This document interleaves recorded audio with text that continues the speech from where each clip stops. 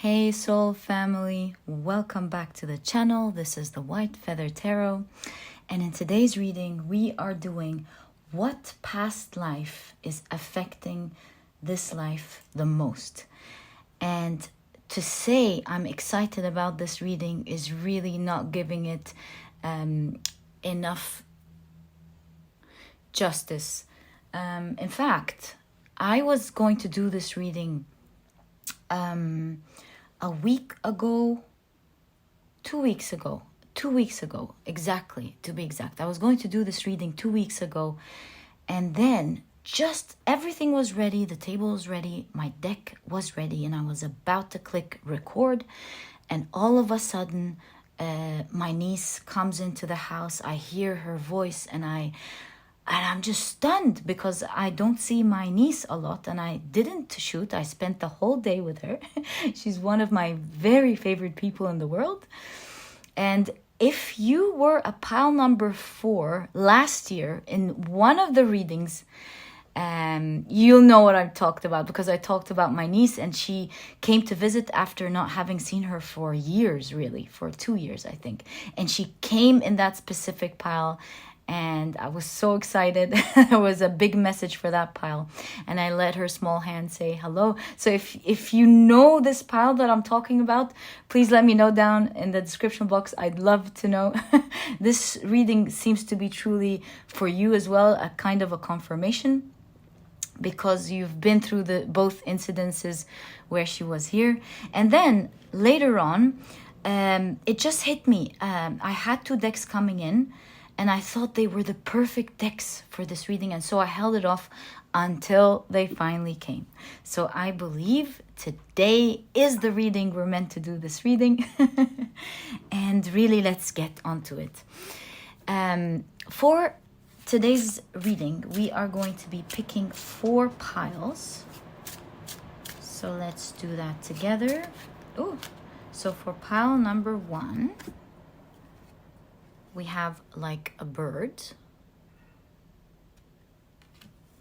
For pile number 2, we have night ride. For pile number 3, oh, I see 4 popping out right there. For pile number 3, we have home in the sky. And for pile number 4, we have my home is my castle. Now, if you like picking with crystals, let me add these in right away. There we go. So for pile number 1, we have the blue Apetite. For pile number 2, we have Malachite.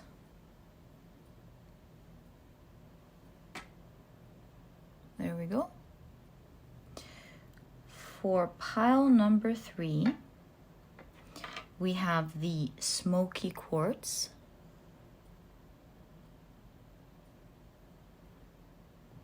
And for pile number 4, we have the yellow Topaz. And this is what it looks like.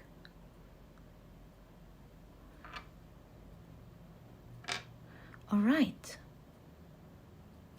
So take a look at which one of these 4 piles you're the most drawn to, and that is probably your pile for you here today.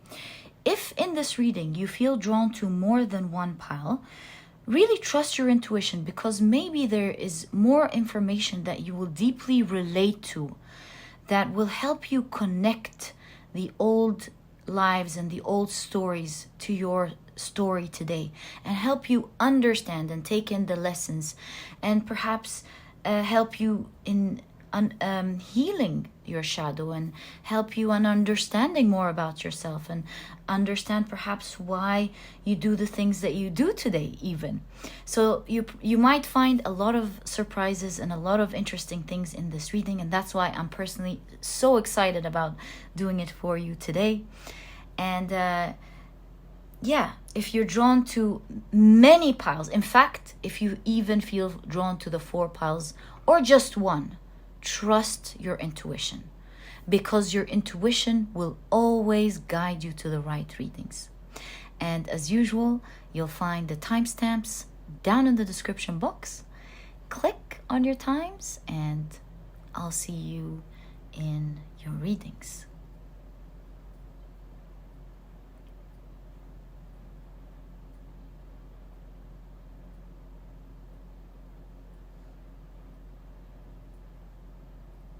Hey soul family, if you love the shuffling and the card picking process as much as I do, I always leave this section specially for you, and I love listening to your comments about how you enjoy this section as well. I mean, when you want to share, of course, that with me, it makes me feel happy, because sometimes I'm wondering, am I just doing this on myself by myself?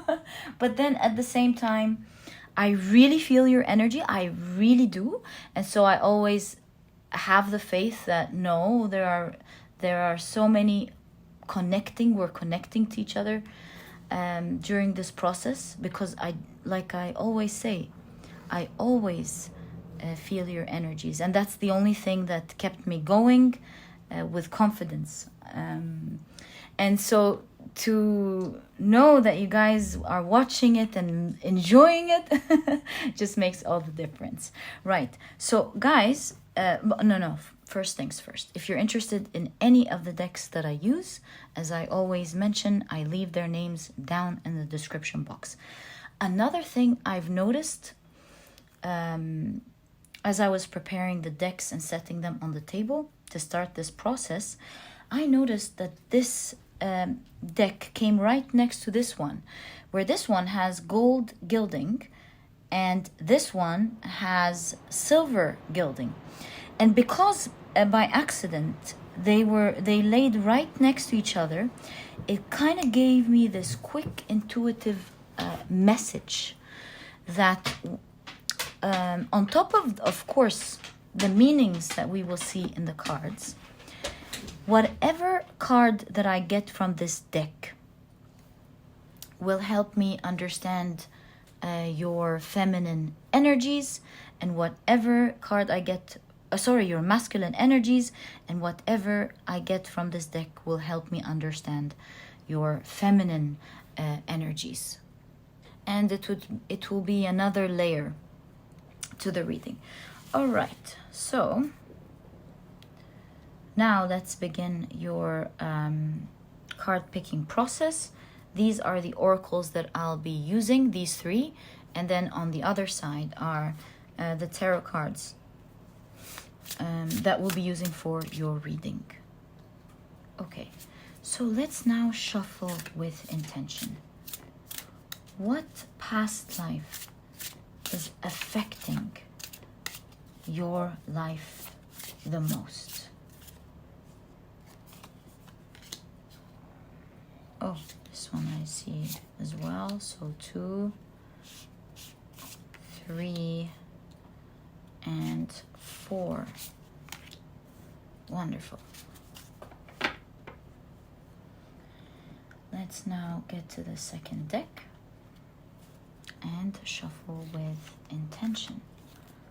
What past life is affecting your life the most? What past life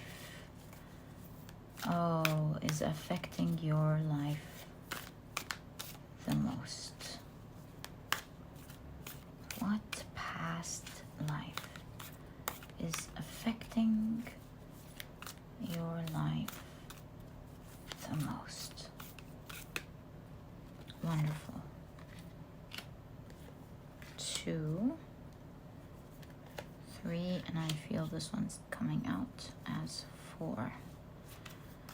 Look, Anna, I really feel this one wanting to come out. So I'm just gonna drop it and see where it falls. 3. All right. Now, I just had a strong hunch about this one. Okay.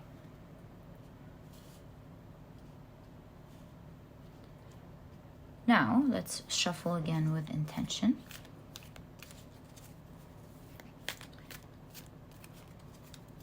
What past life? Oh, well, I guess we'll just have to take it for one. What past life is affecting this life the most? Okay, thank you. So 2, 3, and 4. Okay, so now we're ready with our oracle cards. Let's now pick out your tarot cards. So we'll be taking one from each of these 6 decks. Let's take the first deck. What past life is affecting this life the most, please? For the 4 piles. Thank you. 1, 1, 1, and 1. Lovely. Thank you very much. Okay. Next.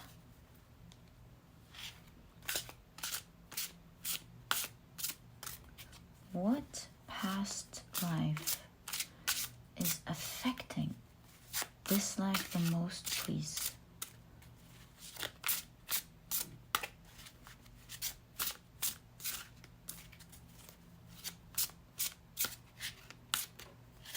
So 1, 2, 3, and 4. All right, let's take the deck that we assigned to be our feminine energy. I don't know why, but we'll find out. All right. I'll just hold it this way. So, what past life is affecting this life the most for the 4 piles, please? Oh, that's strong. Okay. So 1, 2, 3, and 4. Great. Now, let's take our the deck that will be representing the masculine energy.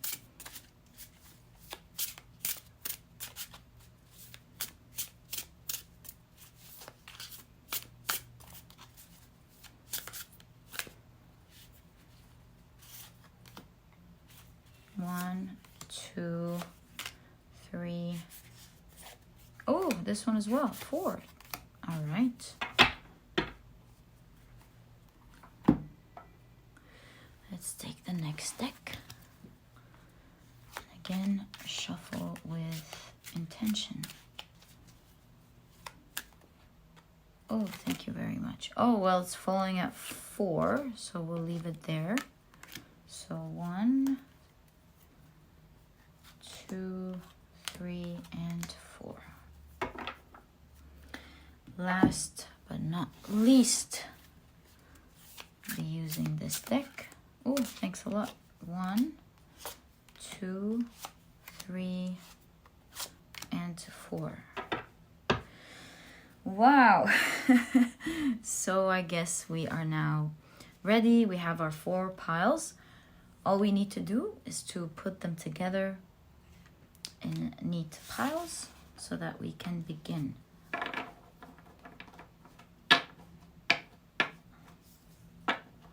So there we go, pile number 1.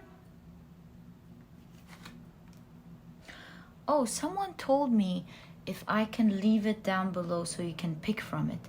I feel like it's going to be hard for me to put them down and then put them up. But I do leave in the very beginning the 4 piles for you to take all the time that you need to have a look at them.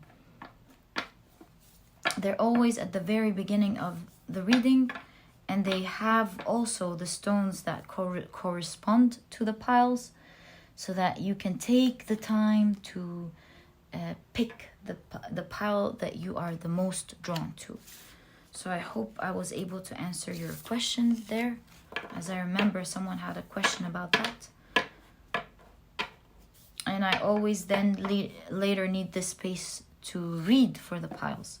And this is why I leave them up top. But again, like I mentioned, if you feel like you need to take the time to meditate on them and to pick the right pile, this will be at the very beginning of the video, where I truly leave in a lot of time for you to meditate on the cards and the stones. So yeah, I hope I answered your question properly. And now I believe our 4 piles are ready. Let's put in our crystals. They're pretty big, the piles today, with all different sorts of card sizes. Looks like it's going to be one interesting reading. I cannot wait. Okay, so we have the blue Apetite for pile number 1. And we have the Malachite for pile number 2. There we go. We have the Smokey Quartz for pile number 3. And we have the yellow Topaz for pile number 4. All right, guys, I believe we're now ready. We've just finished our 4 piles. As I always tell you, and I will always tell you, I love spending this time for you. I really do feel your energies. Thank you for sharing your beautiful energy with me. And let's get on to today's reading. Hi, pile number 1. Welcome to your reading. So you have chosen the beautiful blue Apetite. And your card of choice was 22, because I just noticed 22 is the year that I've done this reading. This is timeless, of course. So it says, like a bird. And it's interesting that we talked about the concept of timelessness since we saw 22. So I'm going to put that into consideration. Okay, so let's keep your main card right there with the blue Apetite and take a look at the rest of your cards. I did mention during the shuffling process, for a long reason, I don't want to waste your reading, that this will be masculine energy during your past life, and this will be feminine energy during your past life. Okay, let's keep your tarot cards here. And first, let's check out your oracle cards. So, so you have Damsel with the light attribute, understanding the nature of healthy romance. Inspires you to rely on yourself. And the shadow attributes is waiting for a knight to provide for you. Seduction by romantic illusion. Interesting. Okay. You also have the crow. Okay. Oh, notice how these two are presented. There's a strong message here about positioning because of how these two birds are positioned in your reading. Oh, okay. All right, what else do we have? Positioning, freedom, psychic abilities or something. We'll find that. Oh, you having a hunch about something, because the crow, of course, is a very spiritual bird. Now you have another bird. Do you see? Unbelievable. So you have do your best because you want to. And on the other side, it says, you do your best when you are enjoying the action or doing it in a way that will not have negative repercussions for you. You do your best because you want to do it, not because you have to do it. Not because you are trying to please the judge, and not because you are trying to please other people. Really interesting. Pile number 1, really interesting. I'm starting to see a story here, little by little, as we reveal your cards. So you do your best when you are enjoying the action or doing it in a way that will not have negative repercussions for you. All right. Interesting. Really interesting. So you have here with the angel, this is of course the Temperance card. All right, and this is your masculine energy.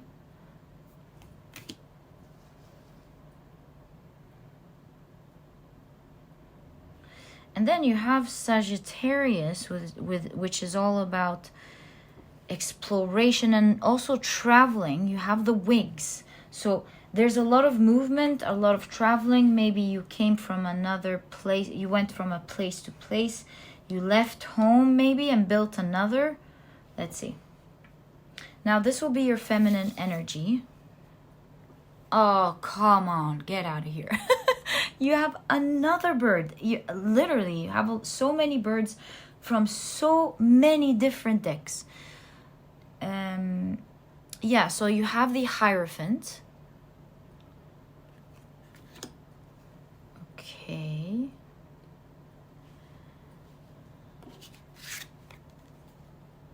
You have the Six of Cups, which is all about home as well. Maybe coming back home can be another thing. Oh, this is bothering me. Let me adjust this. Okay, I think that's a little better. Okay. You also have the Four of Cups.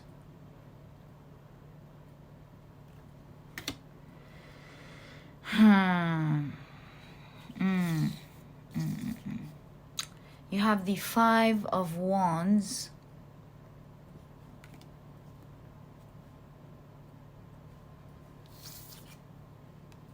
And you have the Ten of Cups. Gosh, what an interesting Ten of Cups. Ooh, looks like this is going to be a very interesting reading. I'm already seeing, centering your reading, the Hierophant. A great lesson that was learned during this past life that we're exploring for you here. Pile number 1. You have a lot of blues because the birds presented as well are all in blue. And, you know, as I was saying blue, it reminded me of sadness. So what I'm seeing here for you, yes, you balanced out, you learned something. What I'm seeing for you here, pile number 1, is that during one of your past lives, it seems like you left home. Ah, look at the crow sitting on top of the house, in the same position. Again, relating to that idea that we've been building on. Do you see it? Unbelievable. It's like you left home to a far away place that you thought with the mountain here was going to be a place that will take you on top of the world, that you will feel very happy. Yeah, on top of the world. That you will build a new home in this place. And I cannot help but think in this new place, this had to do with moving to be with someone you love. You have the Four of Cups here presented as celebration, and I'll get back to the specific Nine of Cups. You have the Ten of Cups, which was supposed to be all about happiness, presented as somewhat toxic, right? So I see that you left home where you were loved and felt secure and went to a dry land, or, as I want to say, you went to a place that should have felt like your new home, out of love. You had so many high expectations of this move, of what was going to happen, the freedom you were going to feel when you arrived at this place, the elated emotions that you were going to feel when you arrived to this place. But somehow, from the very beginning, when you first arrived, when you still had your wings on, where the place where you thought you would have a lot of freedom and love and happiness turned to be a place that turned into some sort of toxicity from the very beginning. Because you do see here with the Four of Cups, not getting what you expected, even during the celebration. So you might have left to get married to this person, and right away you started getting a hunch that something didn't feel right. You started feeling that people there weren't really treating you like home. In fact, with the 10 of Cups, and 10 is excessive energy of something. So you had really high hopes, but then you were really disappointed. And your light was dimmed by a lot of shadows that you've experienced as soon as you've arrived. Perhaps many eyes were on you. There were so many judgments about who you are, how different you are, jealousy as well, and especially with the mirror here. And so you got into a lot of toxicity as soon as you've arrived. Pile number 1. And it seems like you went to a far away place with all the traveling here. It was so far away. I'm getting the idea here that you had to accept that this is your new home. And as time went by, you realized what a big mistake this was. Leaving something that made you very happy. And I feel like you weren't even happy in your connection with this person. It wasn't just the toxicity with the people around you. I feel here that everything was kind of fake, and you may have wanted to work hard to please this person. And I believe there was a shadow aspect to this person. The more you please them, the more they kind of drifted off or felt happy and safe that you were after them. And all in all, looking back in retrospect with the god Janus, looking into the past and to the future in retrospect, you realize the great lesson that throughout this journey, you might have taken so many hasty decisions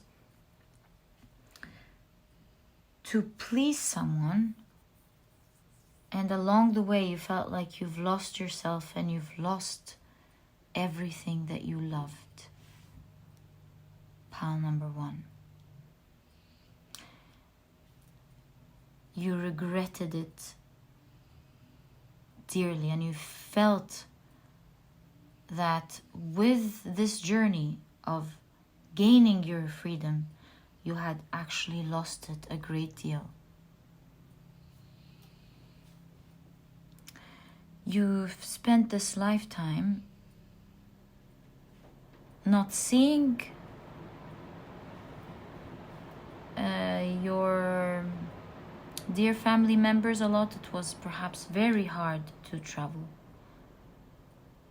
during this lifetime. It wasn't as easy to go back and forth. You've had dear memories of them in your heart. And because you got isolated, there was so much that you learned in this specific lifetime. Pile number 1. You've learned so much about independence. So perhaps in this lifetime, you take things in your own hands. You are careful. But also, perhaps in this lifetime, you long for a dear connection. You long to create a beautiful bond that your soul is seeking to experience back. It's like you're correcting in this lifetime this great loss that happened. But at the same time, this lifetime, this past lifetime that we're taking a look at, did really help you grow a lot. I would say in your reading, I see that you are someone who's learned to truly create freedom for themselves. Someone who's learned to depend on themselves and do things for themselves and not wait for someone to do it for them. Perhaps because of the great feeling of being on your own and hating the fact that you were stuck in a situation. Now freedom comes first for you. And in this lifetime, you're growing out of wanting to maybe please others or wanting for others to love you. There's growth happening here. Like you're understanding more in this lifetime the healthy way of being in connection with others, and especially as well romantic connections. Pile number 1.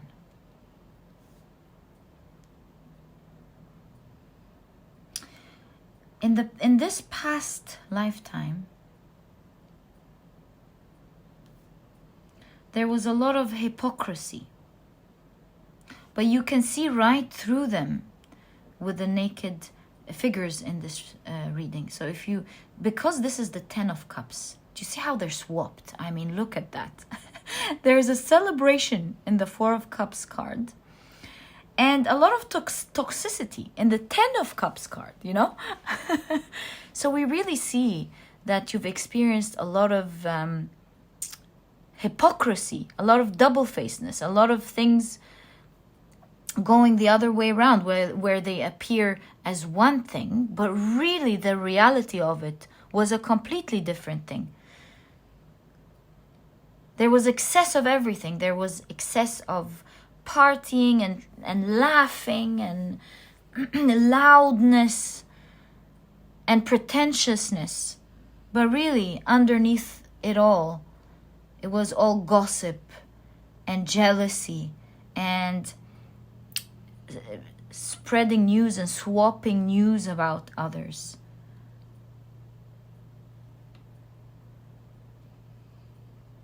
Yes, it was not a healthy community at all, as opposed to the beautiful homey-like emotions and community. It was a comfortable abode. It was a loving abode with your family and in your hometown. You can see the contrast in colors shown here, presenting your experience and how your heart and mind saw it. With the Six of Cups, these people and this hometown and your family remained the brightest memory in your heart. It was the one thing that made you feel like the world was beautiful and colorful amidst all the darkness that you had to experience. Pile number 1. And of course, we can see here your biggest lesson. Do your best because you want to. You've learned not to please others, or it had a great effect, whether you came into this lifetime learning it, or whether you've come into this lifetime taking these memories or these soul memories with you to learn that in this lifetime and confirm it, that you're going to do what's right for you. And it's not about pleasing someone, as we saw here. Not because you are trying to please the judge, and not because you're trying to please other people. You've learned to be free as a soul and to do what is right for you, regardless, really, of what other people think of you. In fact, you may, especially with the crow, be even a little bit eccentric in this lifetime, or maybe not, but you have your own ideas. You have your own free thinking in this lifetime. Yeah, you're free from letting others judge you or control you. And maybe even a lot of you would love traveling because it gives you this euphoric feeling of freedom, resulting from you really wanting to travel in the past, to go back and experience fun and love. Maybe even traveling for you now feels almost like home. Pile number 1.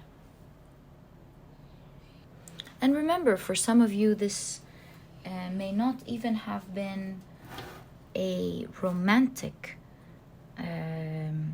connection. Maybe you moved to another place to experience something, some sort of feeling. Maybe you ran away and it wasn't easy to come back.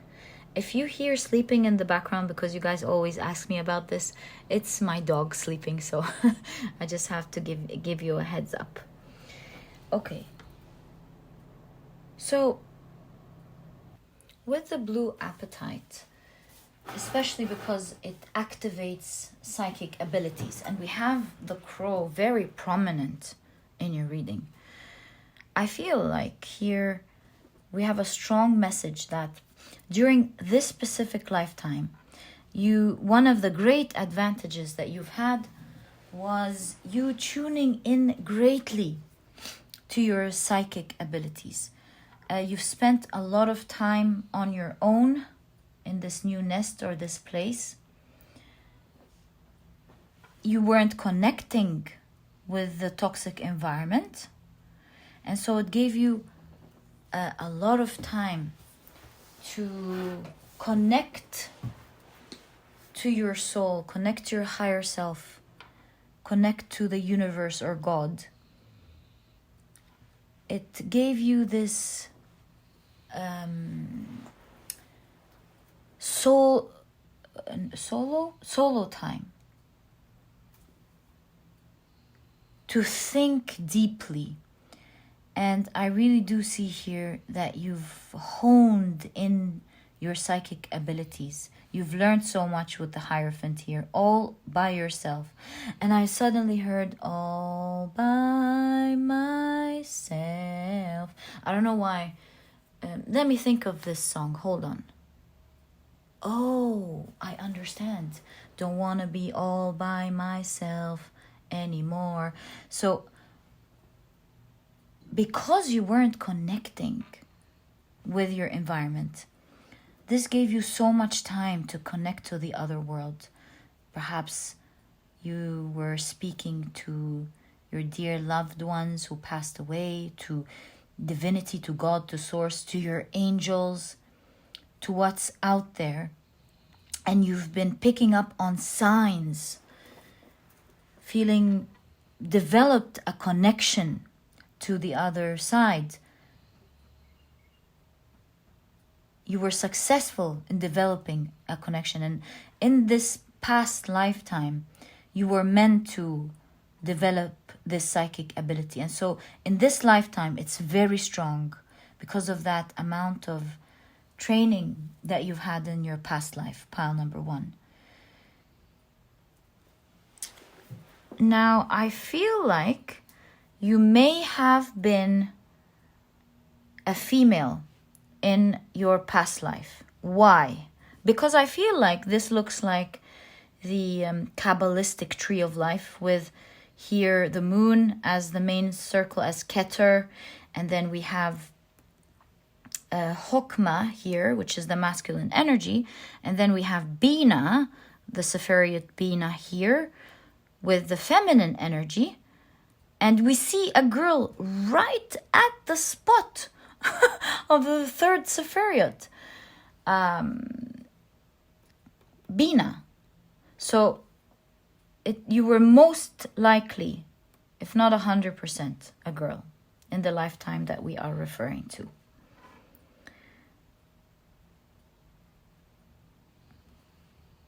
And you've honed in, like we said, your psychic abilities. You've earthed them, just like the tree, with the last since we noticed the tree of life, with the Sephirot Malkuth, which is the kingdom or the earth. So you were able to download a lot of information. You were taught by the universe how to connect with it, all by yourself. And you found so much comfort in connecting energetically with the other realm. You no longer really felt alone in your loneliness. You saw clear signs. You realized you had very big psychic abilities that you've developed. You've learned how to communicate through these signs. You've learned that when you see this, this means that. And with your psychic abilities, it really helped you as well handle the life that you were in. Right at the end, or as time went by, you developed strength, you developed techniques and ways to get to know what people are thinking, getting in people's heads, what the ways they would want to harm each other, or specifically you, what they were going to do next, who you can trust and who you can't trust, what's the right thing to say to this specific person, and what's the right thing, most importantly, not to share with these people. You've learned so many smart ways psychically on how to deal with people that you have in this lifetime, that is also giving you a lot of freedom, this balance, this psychic abilities that you've had, especially that one of the symbols in the real temperance card, the traditional temperance card, the Rider-Waite-Smith card, you do see their head shining and a crown on the ground. Let me actually show you. I think it's very important for your reading. Hold on. All right. So as you can see, where the crown is supposed to be on this figure's head, it's not. She or this figure is getting illuminated, even though their crown is right there shining in the earthly realm. And you kind of understand through that symbol that they're getting signs and synchronicities, and they started to psychically understand the world better. They're getting the signals, they're being aware of it, they're learning and seeing more about life that others are not seeing. So you have with the angel here, this is the Temperance card, and you can clearly see that in your past life you were picking up on so many signs and symbols. Even though you weren't there, you kind of understood what these people were saying behind your back, what they were doing, what they're probably up to. And they were surprised because you were way ahead of the game. Because you were able to psychically feel the bad energy, psychically see signs that something is not right, to understand them on a psychic level. And this has carried on with you in this lifetime. And that's why you have the blue Apetite. And we've seen a lot of blues leading to this energy of the blue Apetite here. You've gained your freedom by being able to tap into your psychic abilities, to understand more about others, to trust your feelings, your gut feeling about your hunch, about whether something is right or wrong. Yeah, you were able to gauge the energy and understand what is going on, and through that acclimate yourself in this new ambiance, or this new, let's say, home, or as you saw it, really a fake home. And paradoxically, you found a more beautiful, important home. Yes, leaving your physical home gave you an opportunity in that lifetime to connect to such a beautiful other home that felt so profound and beautiful, that one that is so beautiful that you cannot really experience other than being solely alone, and putting in that, being forced to, at least in your case, to tap into your psychic abilities and to connect to something so beautiful that loves you without you seeing it, or them, or it. Who knows? And because of this experience, we see a lot of things happening in this lifetime, good and bad. I don't want to say bad. This was really wrong. I apologize, pile number one. This is not the right way to talk. I mean good, that benefits you, and challenges that is a great opportunity for you to heal and grow from. And so labeling the shadow as bad is not the right thing. Okay, so in this lifetime, we see that you're benefiting a lot from your strong psychic abilities. You have strong intuition. You feel things energetically very strongly, in a very strong way. You're connected spiritually, and perhaps you already are back to connecting to source, or to your spirit guides, or to the other world. You're naturally so attracted to it. You believe in it, you understand it very quickly, because you've had this strong experience in your past life. You've seen miracles and signs over and over, and you just know a sign when you see one. You won't believe it. As I was saying, you know a sign when you see one, my eyes fell on the zodiac signs right there. So that's definitely another sign, third layer, that you know a sign when you see one. There's no question about that. I would love to get to know more about you, pile number one, because it seems like you're tapped here. As you can see, you're really tapped into your emotions, your psychic intelligence. You're able to spot a sign right away, understand what it's telling you and where it's guiding you. May you be blessed, pile number one. So amazing. In this lifetime also, you're affected by the love of traveling. You're affected by the love of freedom and independence. You take care of yourself very well, and you make sure that no circumstance is in control of you ever. Also, the benefits that you got from the past lifetime is that you've learned acceptance as well. You've learned to accept the situation and make the best out of it, rather than to hate it and to go through the suffering of hating something. And last but not least, one of the things that you're healing in this lifetime seems to be your emotional attachment to finding home. And while that is a beautiful thing, there's a wound behind it that you will be healing in this lifetime, connecting to your loved ones, connecting to the people that are beautiful. I think you, in this lifetime, you will not be leaving the ones that mean so much to you, unless they, of course, because you've learned from the past, they turn out to be toxic. You're free. You're a free soul now. You move along. You let it go. You're no longer attached or waiting to prove yourself or falling for illusions, but rather you make sure you don't leave what is important for you in this lifetime. Apologies. And through that journey, you will be learning to heal the past sadness of having to leave something you loved so much. Pile number 1, I cannot begin to tell you how much I loved your story.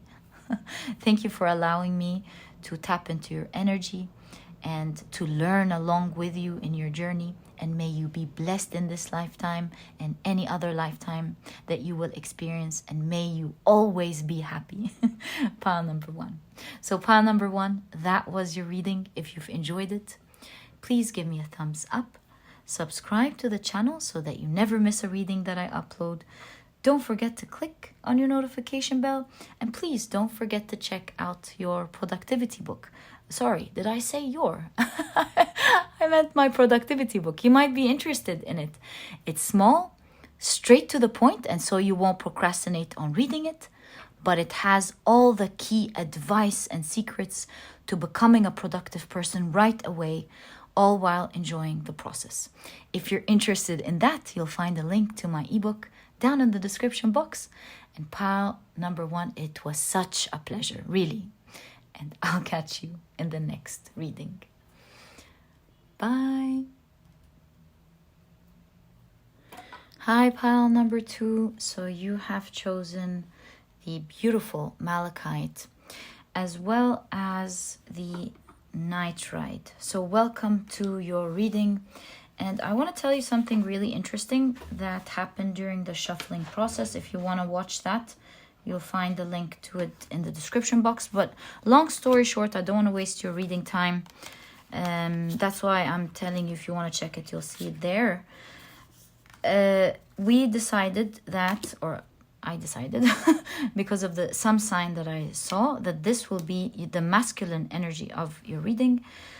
And this will be the feminine energy of your reading. All right, but we'll get to your tarot in a second.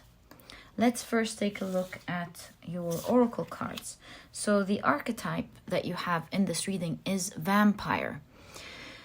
So with the light attribute, we have makes you aware that someone or something is draining your life force. Now the shadow attributes is depleting others for your psychic survival. Chronic complaining and codependency. Okay. Let's keep this here for now and see how it fits into your reading overall. Nitrite. Oh, okay. I'm starting to see something here, but we'll wait. You also have be impeccable with your word. Let go of self-judgment and blame.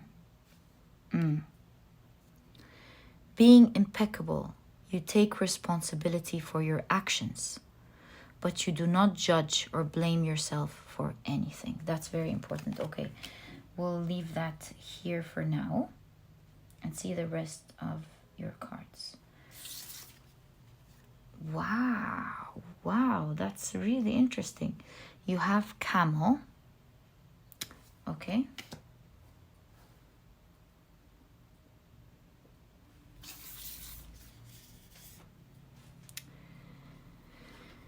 So you have the Herald of the Wind, which is the Page of Swords, and the idea that pages are messengers is really highlighted in the deck, where we see a message right at the bottom of the pages, on all 4 pages. And so we are advised to put another card on top of the page and see what the message is, which we'll do together. I'll do for you during your reading. Okay, oops, sorry about that. So yeah, let's keep your Page of Swords here. Your reading is going to be very unique, as I'll tell you why as we start doing your reading here. By the way, if you hear any background noise of sleeping or snoring or anything, or walking, that's just my dog. I love to keep him next to me, so apologies for that. Okay, you have the 8 of Cups.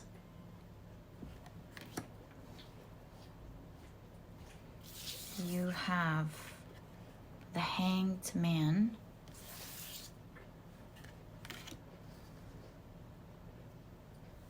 You also have the Emperor.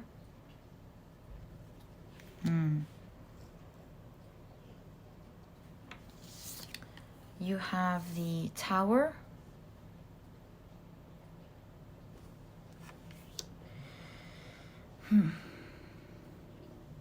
And you have the 8 of Cups again. Wow. With the camel straight away, seeing the camel and seeing the night ride with the elephant, I see that during this past life, you have gone through a long journey, my dear pile number 2. One journey that changed who you are upside down. I would say that you are in specific a very strong character, and if it's just if is not the right word, and this inherent strength comes from the lifetime that we are going to be exploring together here for you today. That's one of the very important things that it had an effect on for you today. This strong character that you are enjoying today, pile number 1. So as I can see, this past life that we're taking a look at was one that was long, dark. You do see with the 8 of Cups here, both leaving in the night. The night ride in specific with this with your main card, and you have the camel right in the dark. And especially pile number 2, that camel is related to the Hebrew letter gamel, and gamel means camel. And in Searcher's life, when the esoteric world, what is he called? Not the explorer, the seeker. There is a very important journey in the seeker's path where they travel through or across the abyss, crossing over to a beautiful world. And it's a long journey in the desert that the soul goes through to find treasures on the other side.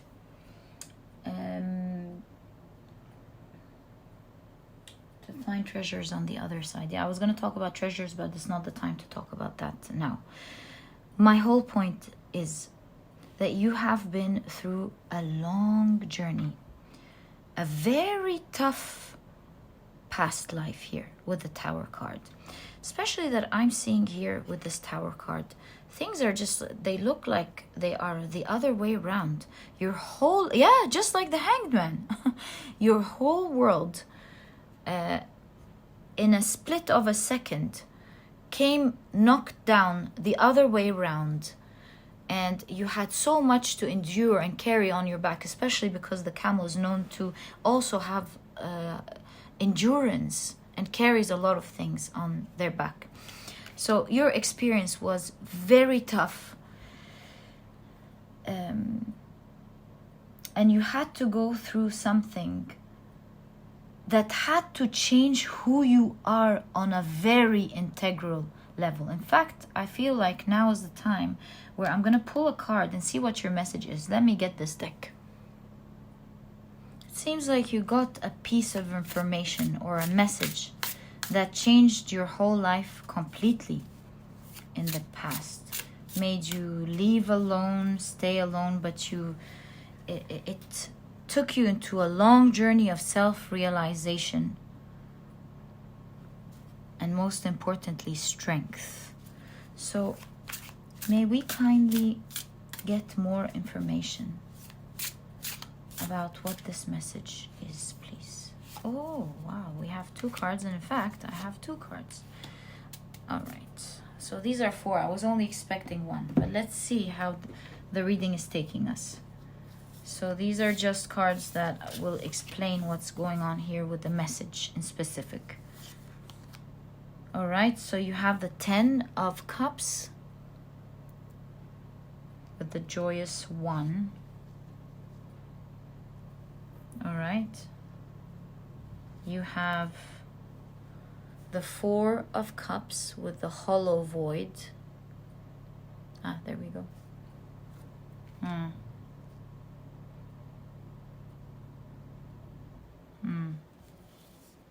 Oh, okay. You have the Empress.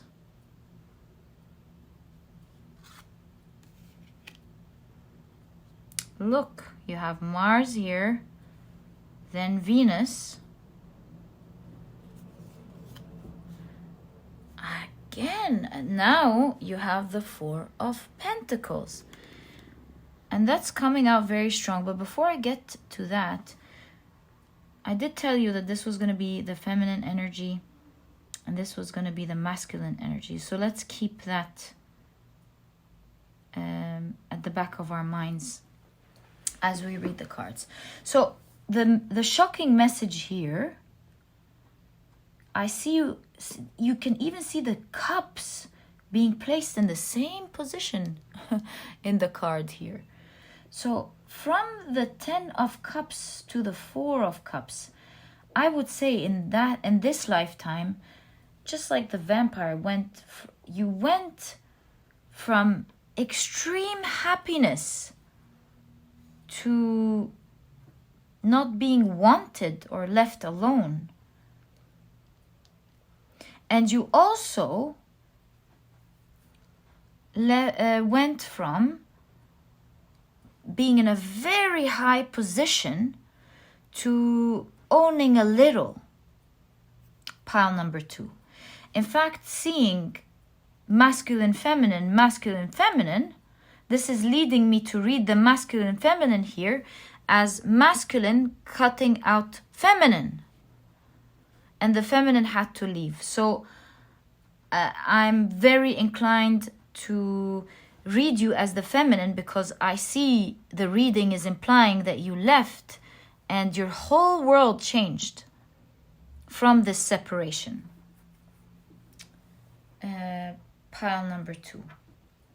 It seems in your past life you were married to someone who had a lot of power, and this person cut you off. Something happened. Or you decided to go and cut them off. In fact, we see a message here. Now we have to read the message with the cutting here. It looks like you are the one who left this person. You cut them off and you decided to go with whatever little that you had to gain your independence, despite the big position that you had and the wealth that you had, and how things looked wonderful on the outside, the marvelous life you left on the outside, to living a tough world, especially with the camel. The camel, as you may know, lives in the desert, and the camel preserves its food and the water that it finds in the stomach, and what is the word, regurgitates it back, or reconsumes it, so that it's able to survive longer. And I really see that this is the message here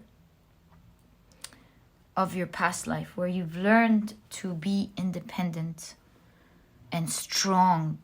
So whereas at the beginning of your life, in this past life, you were more dependent on this person for glory and finances and living a what seemed like a happy life, something happened, you felt hollow because of it, and you decided to gain your independence and do it all on your own. You changed your situation. That's why we see things flipped. You changed your situation in a flip of a second, pile number 2, and decided to be happy with the humble circumstances and finances that you had. You really went introspect here and decided to be happy with little, that rather than to be hollow with a lot. Pile number 2, you took in your time, you made a very bold move pertaining to your time. Now I'm wondering, why did you decide to cut this person off? Why did you decide to cut this person off? Sun, Moon, Mars, Venus. There's no question this is a story of male and female energy. Some sort of marriage that broke off.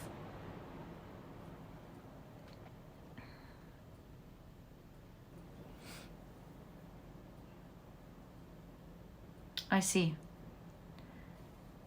You see children here on this figure side, which is the Venus or the feminine energy. You have the eyes closed, the eyes closed, the eyes covered. It looks like, to me, the eyes closed again, there was a secret. Pile number 2, you were able to take your children. You did it without anyone seeing.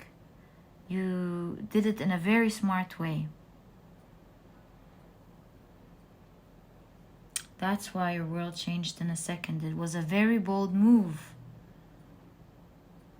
I see your children were actually very happy with you. You made sure you were very strong. You made sure you gave them a good life. Maybe not as luxurious, but you felt like they were going to be safer with you. Pile number 2. You hid your children. You took them in your long ride away from this. Hidden. You were very careful to protect them.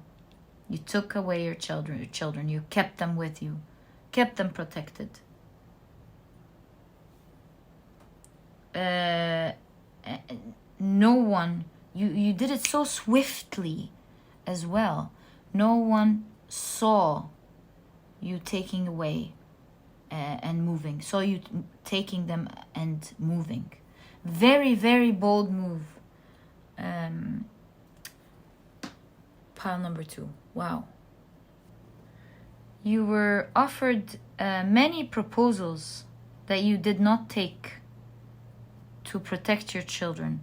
And the message here is that secret that you've carried all your life about who you are, where you came from, what kind of lifestyle you had, so that people were to never guess that you were the runaway bride or the runaway person,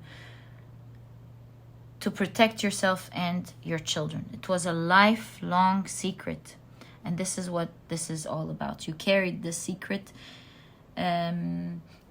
covered your identities, covered the identity of your children, most importantly. Perhaps didn't even tell them much to keep them safe. But one thing is for sure. You were a very strong parent and maybe didn't give them that luxurious life that they had. But certainly with the Eight of Cups, you see a lot of love, a lot of pairings. You gave them a lot of love in this move, and you made sure that your humble abode was was enough. It had everything that they needed. With the Emperor, I see that you've created some sort of business where you survived. Didn't make a lot, but it surely was enough to take care of your children and for you to feel very proud of yourself, and very proud of you being capable of taking care of your children. I see with the Page of Swords, it has some sort of moving home here. That you've moved, maybe not a lot, but several times, out of being careful of not getting caught when things started spreading around you and you didn't feel safe. You left this place altogether and made sure that your safety and the safety of your children is the most important priority. You were in some sort of trade, so it was easy for you to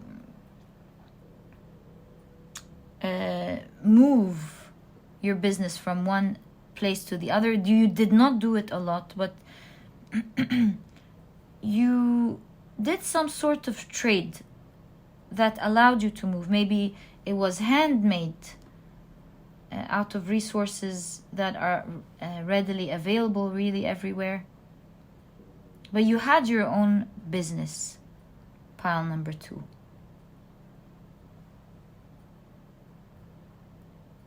That you were very good at, and it allowed you to take care of your children. Now, we did say that there is a message as well. We already can see the message, that secret that you had. And I'm going to check for you what kind of I Ching these two form together. Hold on. Pile number 2. All right, so we have lake and wind, and together they form faith within. And speaking of faith, I'm seeing the Hindu god Ganesh with the elephant here, right? Which is the god of wisdom, also wealth. So I see that in this past life, you had a lot of patience and wisdom to you. You were very smart, ahead of your time, and placed a lot of your faith in the divine to help you through your journey and to help you keep this secret that you've kept hidden all your life as protection for your kids specifically, to protect your children.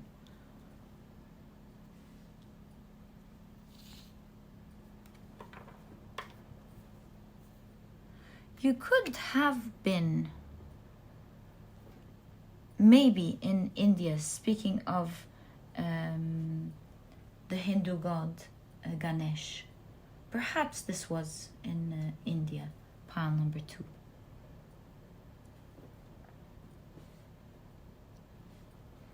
It seems like you were very progressive. You were ahead of your times with the Page of Swords as well.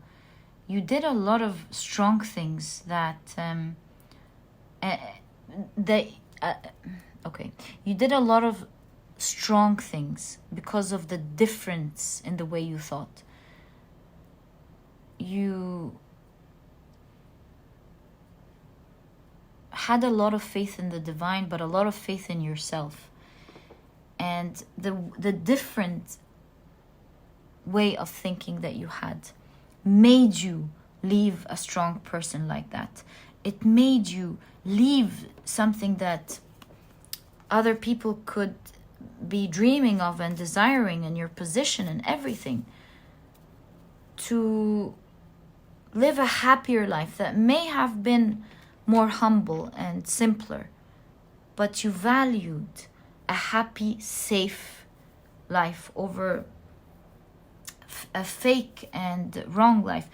I'm very intrigued. I want to really pull out cards and try and see what, now that we know the secret and the message here, let's see why did you depart, pile number 2? What happened here? Let me find out for you. May we kindly know why pile number 2 decided to leave? Why did pile number 2 decide to leave, please?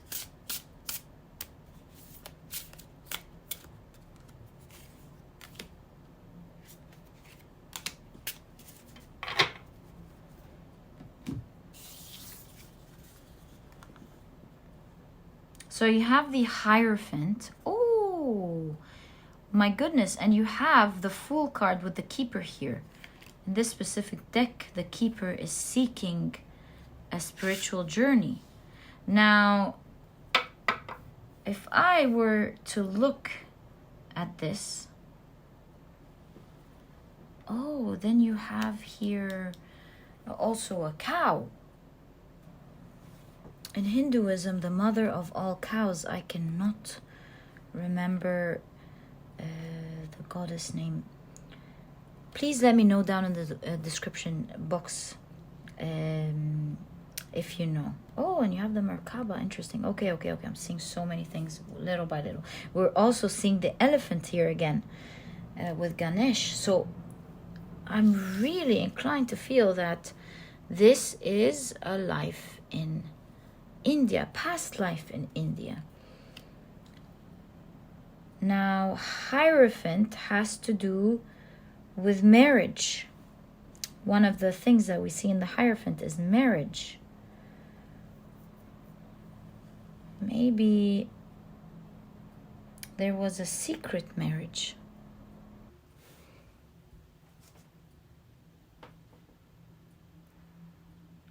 Okay. So I'm really seeing this now. This is coming together. You were married to an emperor. Yes, there's a second layer to you becoming your own emperor later on. That we saw. Let me adjust this. But pile number 2, this emperor had a second marriage, even though that it wasn't very common, but it was, I guess, allowed.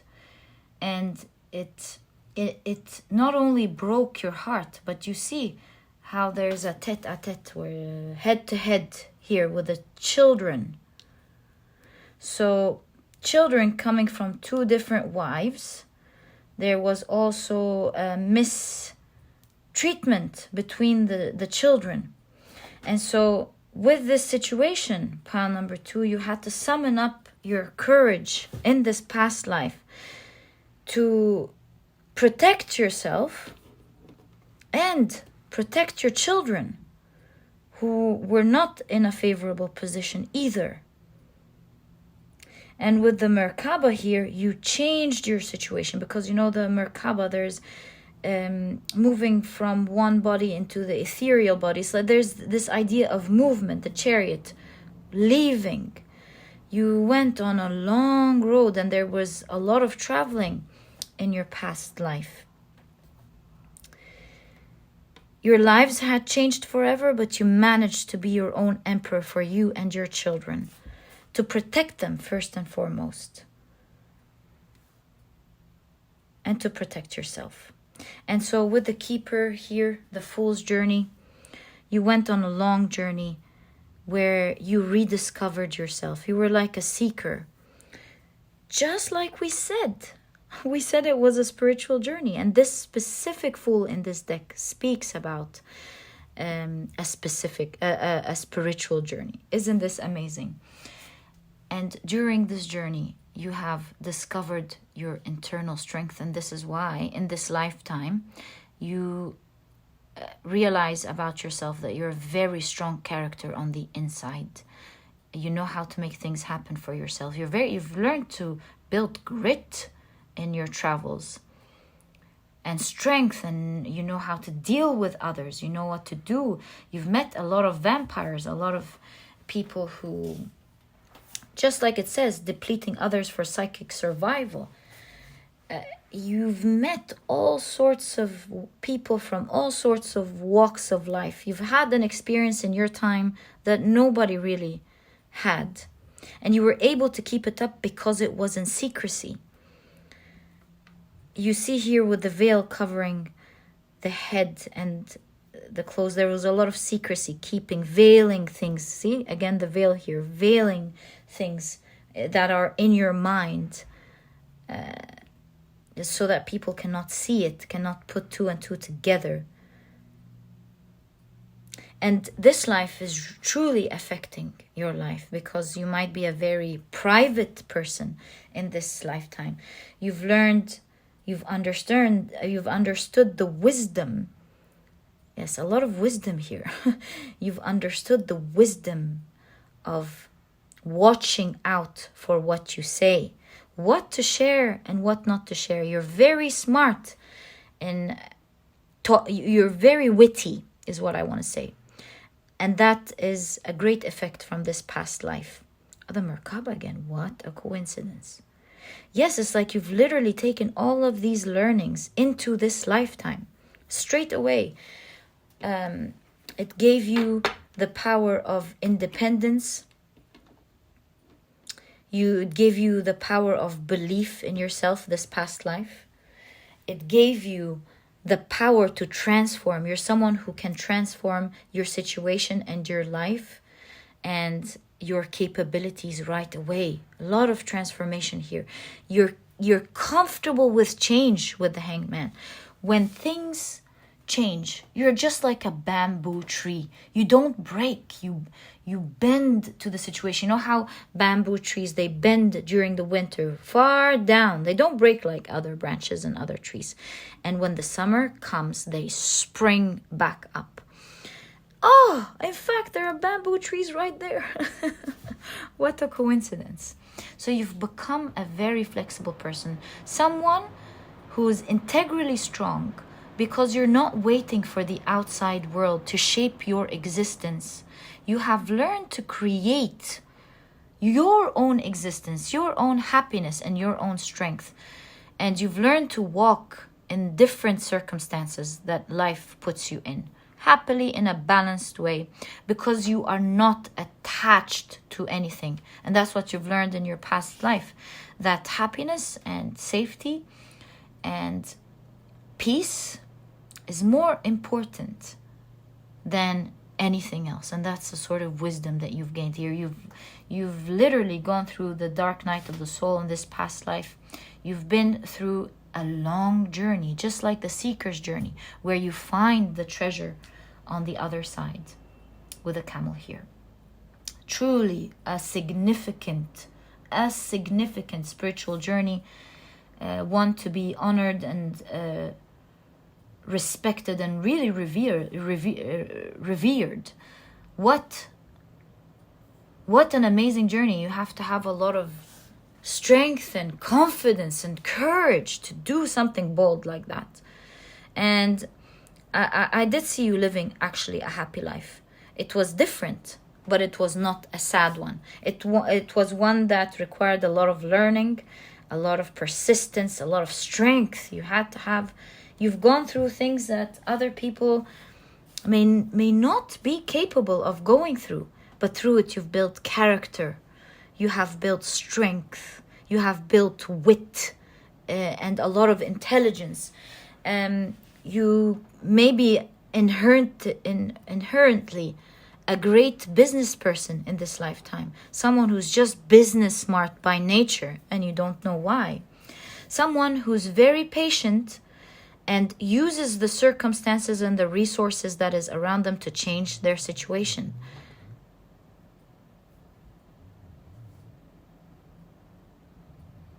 Yeah, we went silent all of a sudden. You are someone who listens to your own wisdom. You're able to attune to the universe with this spiritual journey that you've gone through. You're able to shut everything off. Just like that. You see the Hierophant's gesture. And take the time to listen to your intuition. To download and to understand what is the right step moving forward. Pile number 2. Gosh, what an interesting reading. And it's no wonder that in your lifetime, because of this past lifetime, when what you've learned and the strength that you've attained, you're not afraid of going solo in this lifetime. When things, partnerships, love, companionship, friendships don't go the right way, you're not afraid to go solo. In fact, with the Malachite, it's all about not just risk-taking, but also it breaks unwanted ties. So you're not afraid to cut out vampires in your life. You're not afraid of walking away from a connection that is disrupting your world or causing unhappiness. You're not afraid of that at all. You're not afraid of going solo. And you don't have codependency. You're very independent and aware of when someone is draining your life. Very attuned to that. And you're taking along the beautiful spirituality that you have attained. Spiritual teachings is what I want to say exactly. The spiritual teachings that you've had in this past life into this lifetime, where you're inherently wise, for sure. You just know things. You just know what to do and what's the right move in this situation. What's the right move with this person? In fact, you could be someone who people come to when they need great advice. When they need to hear something strong. It just comes naturally to you. You're capable of thinking of things wisely. You're able to discern between the different situations within the same advice. And what I mean is, you know that you don't just apply a certain advice because you know it. No, you inherently understand the advice.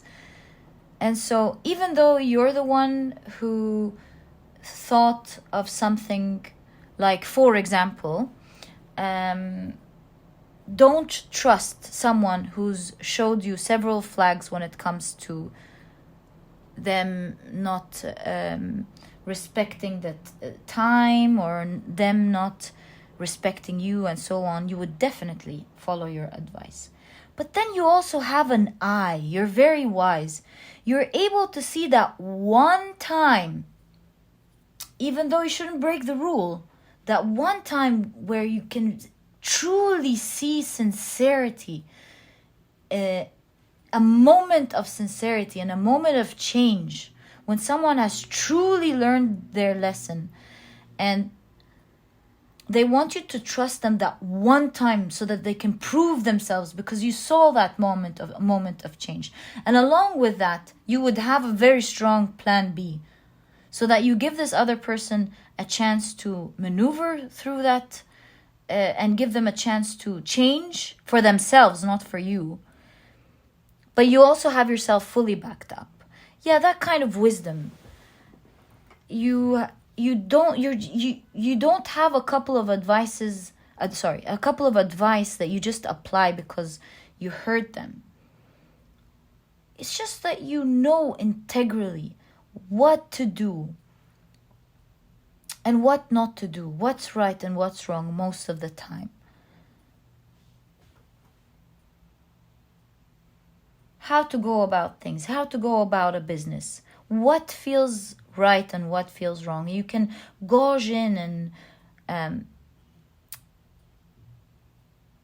think of things without even studying them. Like you understand a lot about supply and demand, prices, marketing, when is the right move, when to take risks, just like the Malachite here, when to separate from a partner, when to do this and when to do that, which are things that people really take their time to learn through experience and through school or through reading or listening to experts. But I feel like you know these things on a soul level. You've had so much experience in that you just naturally know what to do. Pile number 2. You're not one who's very confused about how to deal with people, what's the right response. You're very witty. Who to trust and who not to trust. Yeah, you have your social skills on point. You know, again, on an inherent level, how to deal with people, what's right, what's wrong, what to say to them. Very quick with your responses, quick on your feet as well. You also understand very well the game of life, my dear pal number 2.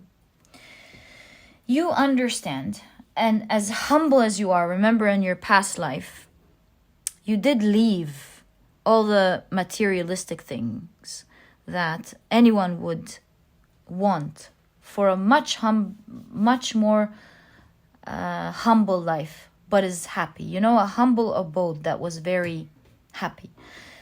So you play the social game here with the materialism, but you're not a materialistic person at heart.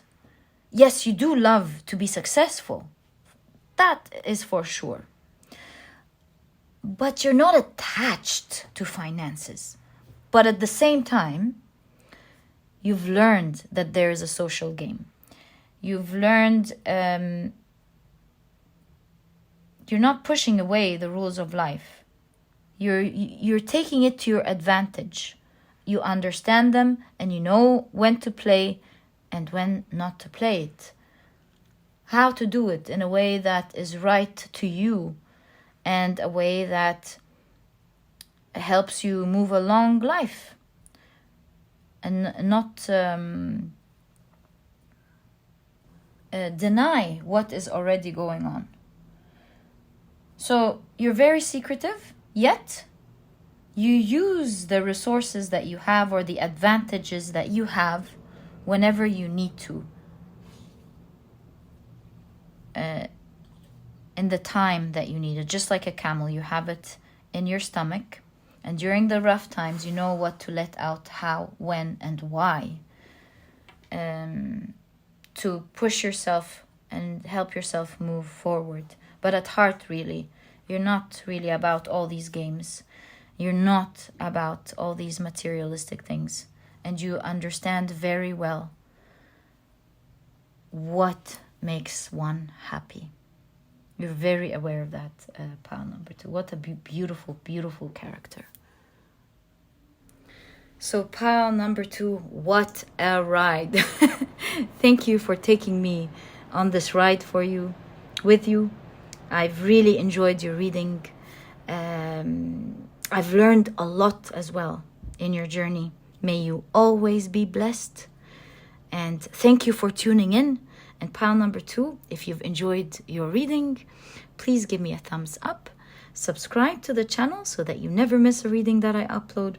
Don't forget to click on your notification bell. And please don't forget to check out my productivity book. You might be interested in it because it's small, straight to the point, and so you won't procrastinate on reading it. But it has all the key advice and secrets to becoming a productive person right away, all while enjoying the process. If you're interested in that, you'll find a link to this book, to this ebook, down in the description box. And pile number 2, it was such a pleasure. And I'll catch you in the next reading. Bye. Hi, pile number 3. Welcome to your reading. And you have chosen the beautiful Smokey Quartz, as well as Home in the Sky. I'm very intrigued with your reading, pile number 3. Let's take a look at your cards. And by the way, during the shuffling process, for a reason that I've revealed in the shuffling process, because I don't want to waste your reading time here, we've decided that this will be the masculine energy of your past life, and this will be the feminine energy of your past life. And I wondered what that meant. It was revealed to me in pile number 1 and 2, and we'll see how that's going to manifest in your reading. But first, let's take a look at your oracle card. Now, in your pile, for some reason, there were 2 cards, archetypical cards. So you have Knight, with loyalty, romance, chivalry, a love of honor. Also, allegiance to a destructive ruler or principle, yeah. Also, romantic delusions, that's the shadow attributes. Right, so we have Knight, and we also have Athlete. Oh, a lot of strength here, physical strength in your reading. So you have dedication to transcending physical limits, including handicaps, development of personal willpower, and strength of spirit. Now, with the shadow attributes, we have misuse of athletic ability for selfish ends, false sense of invulnerability and entitlement. Okay. All right, pretty interesting. Oh, I'm kind of seeing what this is about.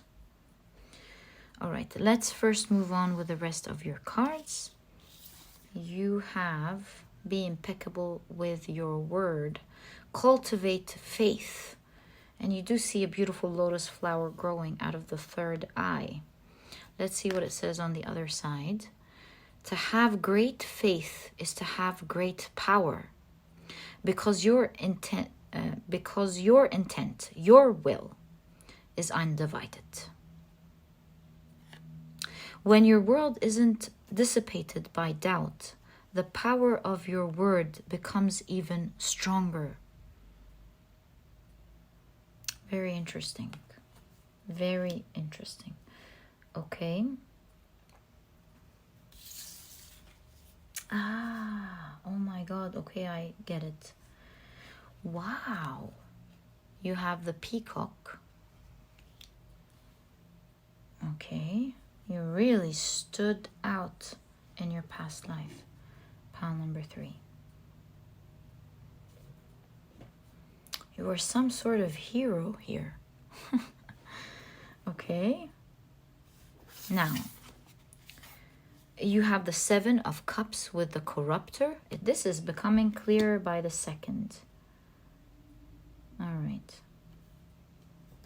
You have the Page of Swords.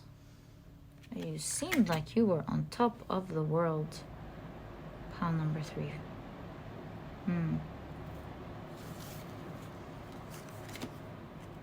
You have the Emperor.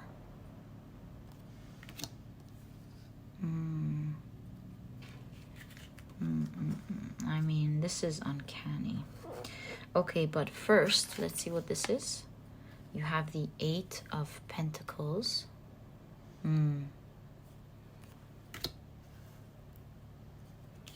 You have the 5 of Cups. What an interesting 5 of Cups. What an interesting 5 of Cups indeed. Okay. And you have, wow, again, you have the Five of Cups. Definitely, this is no coincidence here. Okay, so this is showing me you had it all and you lost it all. Pile number 5. That's the first thing to begin your reading. And I have so much to tell you here. Where to start? Okay, let's first start by describing your situation. Look, pile number 1. Sorry, apologies. Pile number 3.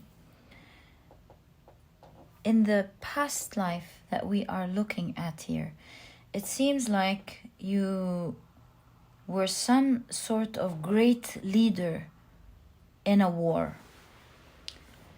We see the knight here, and the knight, it reminds me of a conversation in Thoth where there's a difference of opinion whether the knight is equivalent to the king in the Rider-Waite Smith, and then the prince is equivalent to the page, or if it's the other way around where the prince is the king and the knight is the knight.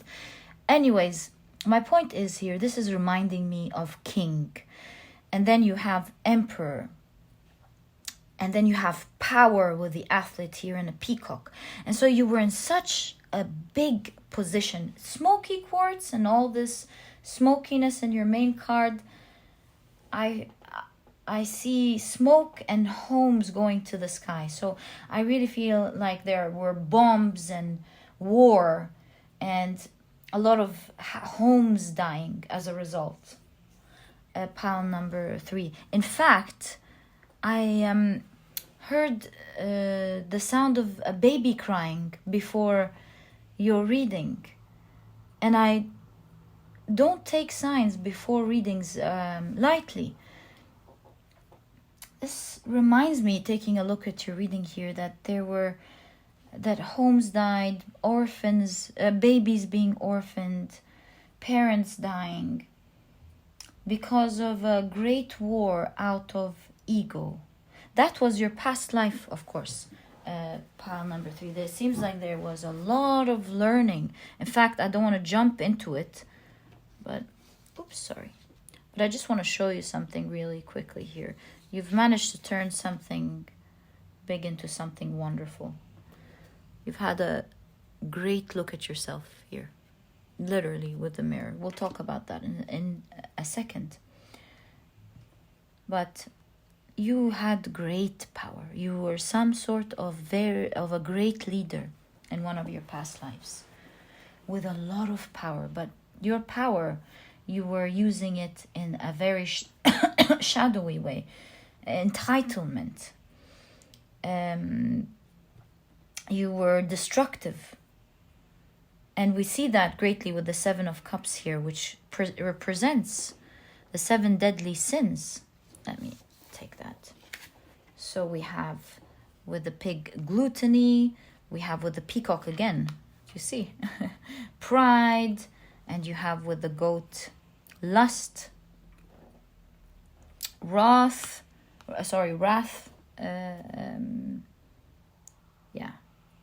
of course with the snake, envy, and so on. And so there was a lot of sins. Your power, your love for yourself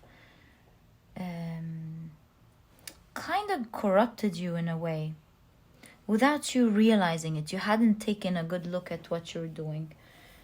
You were caught in the moment. You were so good with the 8 of Pentacles here at what you're doing. You see someone working very carefully and meticulously, very mindfully, and it seems like you were a great emperor of some sort, a great president or a great king, and you planned things very well. You were very smart, and you were able to get what you want. Along the way, you caused a lot of people to lose their lives. But at that point, you weren't really looking at it from this perspective. You were mainly looking at your success and what you wanted to achieve, and by achieving, you really did achieve so much. It's like you were on top of the world. You perhaps with all the different books, it could indicate different cultures and different ethnicities, different civilizations, and maybe you've conquered a lot of places. You've taken over a lot of civilizations and caused a lot of pain to others. Whether these were the people fighting for you or the lands that you've conquered. Pile number 3. And your name was big. It was known. Your power was feared. And you had a lot of people learning from you. A lot of people wondering how you do it. A lot of other countries wondering what you would be up to and what you would do next. You were very much in control. And of course, this power lends to the power that you have today. And so if we're taking a look at how this past life is affecting your life, and especially that we see here, it's the past life that is most affecting your life now. Maybe there are so many things that you've healed and will continue to be healing, but at the same time, it was beautiful in the aspect of giving you so much power. It's like in this lifetime, you're very self-confident. You know that you're a unique person.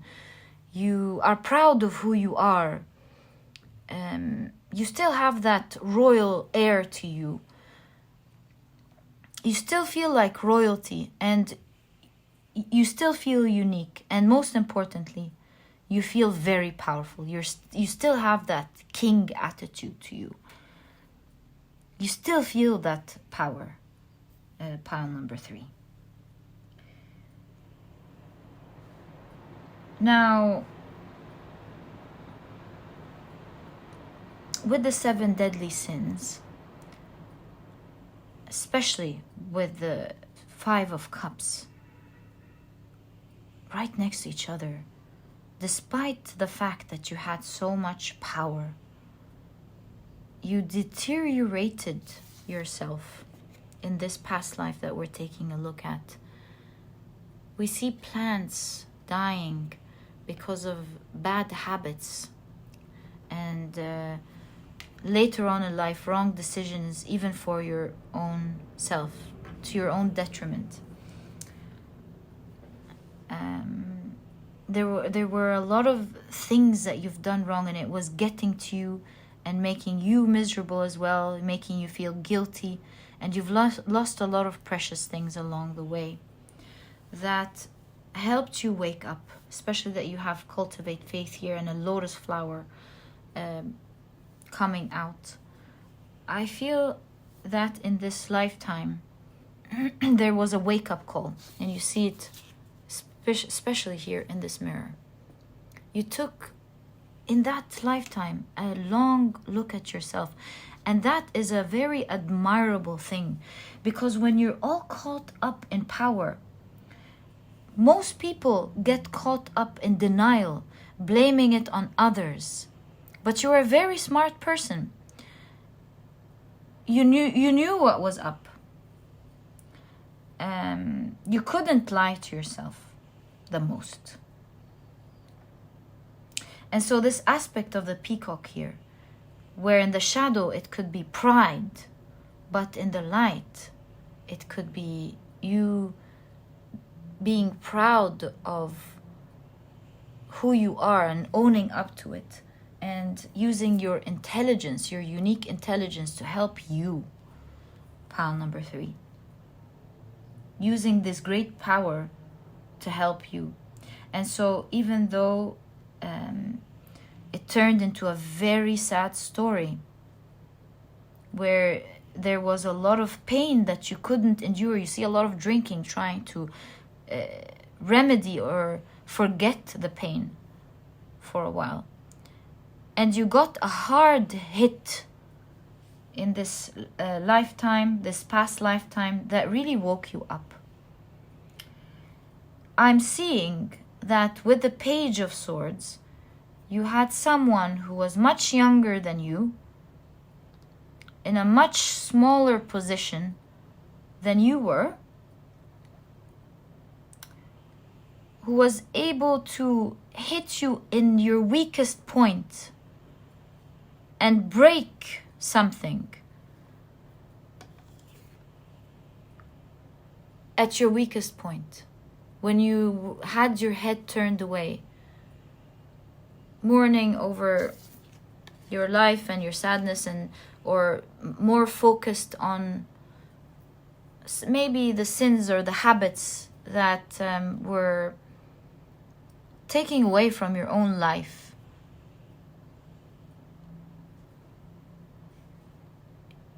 It took you away from that focus, that beautiful focus that you had, and you were attacked.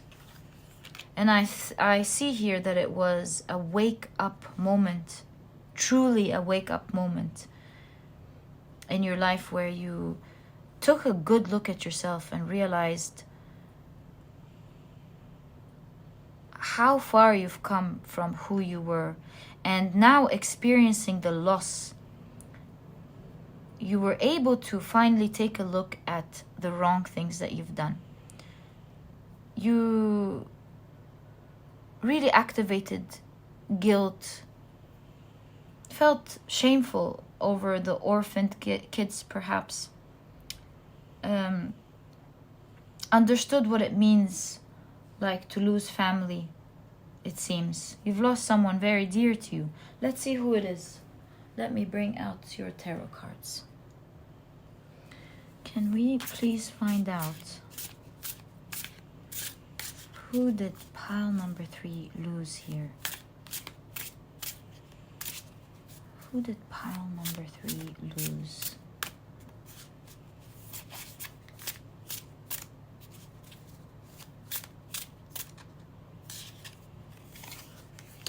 So I've noticed something else. You have a lot of strong masculine energy in your reading, especially in the card that we said we'd read, the feminine energy. We see what is represented as a male here. And so with all of that, I feel like you were presenting yourself as a male in this past life. Pile number 3. All right, let's see what this is. The Destroyer. Wow. With the 10 of Swords, someone dying. This seems like it was someone who was very important to you. Ooh, and this person has their hair covered, which means secret, veil. And so this could have been a secret lover in your life that really meant so much to you. This was one person who meant so much to you. The Corrupter, the Destroyer, wow. And it was this moment that woke you up. The pain was unbearable. You had to deal with this pain all your life.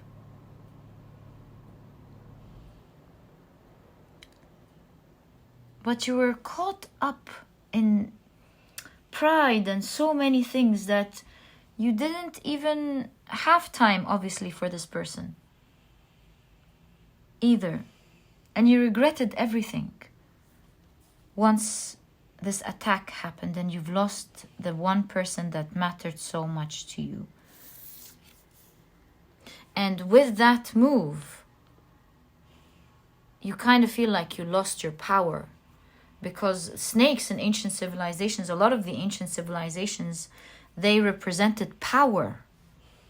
And it's like with that one specific hit, you felt like you lost your power, because you had someone who was in a much smaller position do that attack.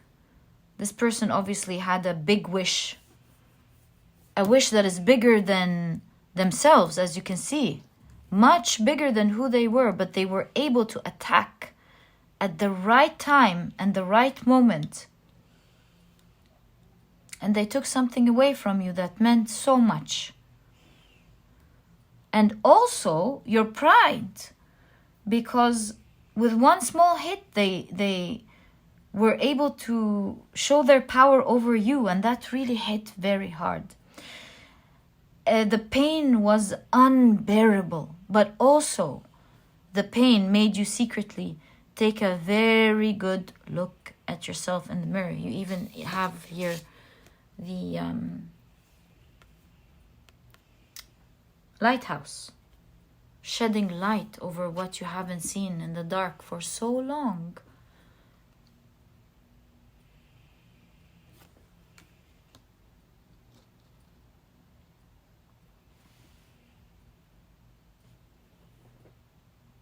It woke you up this moment, in that lifetime. And like I said, most people don't wake up. Most people would blame others, would blame situations, would be too prideful to admit that something went wrong in the first place, or that they've done anything wrong. But pile number 3, that wasn't your story. With all the glory and all the pride, you did have a secret moment with yourself. No one knows about it, but you really did take a good look at yourself. And that's why you have the lotus here growing from your third eye. It's like your third eye opening up and truly seeing things for how they are, deeply regretting what you've done, feeling like you would do it all differently if you were to go back and do things again. You opened up your heart with this. We see a lot of greenery, a lot of green chakra. You opened up your heart with the loss and empathized so much with the people who lost their loved ones. Yeah, if you hear any snoring or sleeping sounds, or this is my dog sleeping, I always keep him next to me, so I just wanted to give you a heads up about that. So yeah, especially the Gemini reminds me of the Lover's card. There was great love with this person. You couldn't bear hearing other people discussing how they've lost their loved ones. Pile number 3.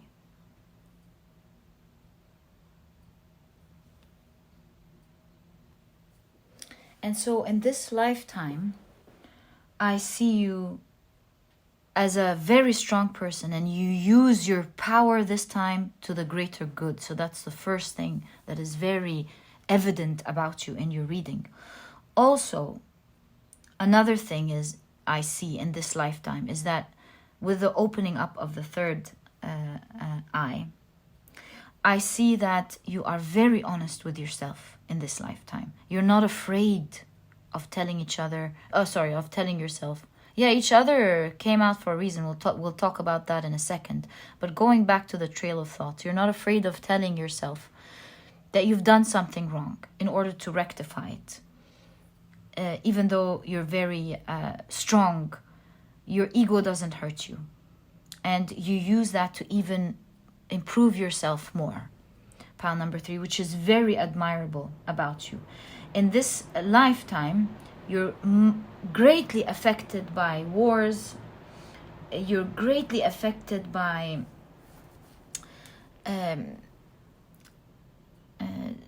causes that have to do with people not living comfortably, or poor areas, or areas of war, or troubled homes. You really try to reverse your karma here and do great good in helping people live a better life. You're such a good person. Oh my God. Pile number 3. I know the story seems bold, but it truly changed you at a soul integral level. into a very different person. It's almost very difficult to even think that you were a powerful emperor who went into wars one day.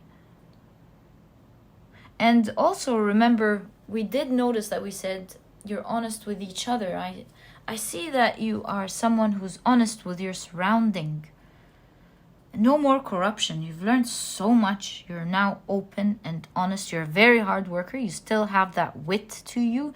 You still have that command of skills, looking at things meticulously, planning very well. Being a leader and being in charge, you're very good with that. But this time you're able to depict corruption very easily, because you yourself in the past life at some point were very corrupt, and so you understand that at a very integral level. Maybe you don't know why, but you're able to depict when something is not going right very quickly. You have an eye for that. You have an eye for what to do to avoid things like that, how to do it right. Because it's only through the shadow that we learn and understand the light.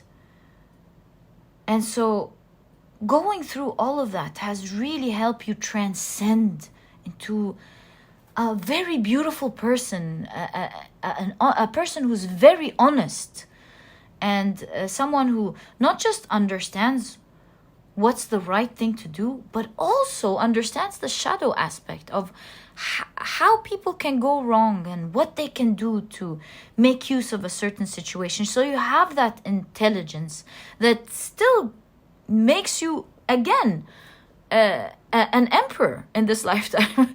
But you know what goes wrong. You're not learning all of this from the very beginning. You're not looking at life from a naive perspective, or you don't have naive glasses on. You have been through so much in your past life, so much studying, so much experience, so much skill. It's almost like a chess game, you know? How one could inherently be very good at playing chess. It's like you are very good at the game of life, or very good at being a leader, being not in control the bad way, taking command and charge of something. You know how to make it work very well. You have that balance of power, experience, but at the same time self-awareness that makes you lead people effortlessly with strength. It's like you're the light aspect here of the knight, chivalry, a love of honor and loyalty in this lifetime. Pile number 3. I have so much respect for you.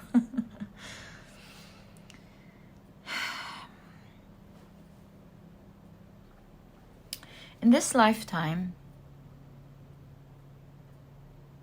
you might have a little bit of residue of pain because of this dear loved one who died, who's in the background without you even knowing. And I feel like this is very important. There's healing here, some sadness. Despite your strength, it's not overwhelming or overbearing in any way, but there is sadness resulting from loss. And what I'm going to do is that I'm going to take your tarot cards and let's see, since this has an effect on your life, this life, how to heal it. You're meant to know about it and meant to heal it. See, there's also love here. There is healing in terms of love. Thank you so much. Oh, okay. And this one. So we have 4. Let's see together. what you have, pile number 3. Yes, there's a love story here. Sadness over love. So, what is that, and how can pile number 3 heal it, please? So you have the 5 of Swords. Again, a character, perhaps a woman here in the background. So maybe either this is energy or this was a woman that you loved in the past life. The background of this war in the past that resulted from a loss of war in the past. Transcending a lover leaving. Okay. You have the Ace of Wands. Okay. Hollowed Flame. The Tower. Everything came down.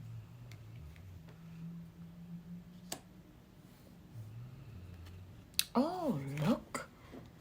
We have the same axe in the Tower as in the 7 of Cups. What a coincidence.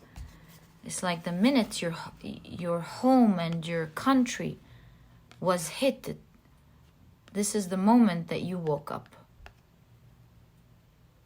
Pile number 3. It's unbelievable, the synchronicity in this reading.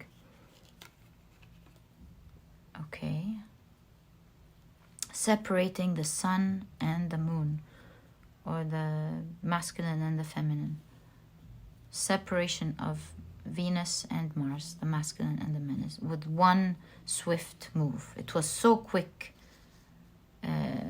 Pile number 3. So quick.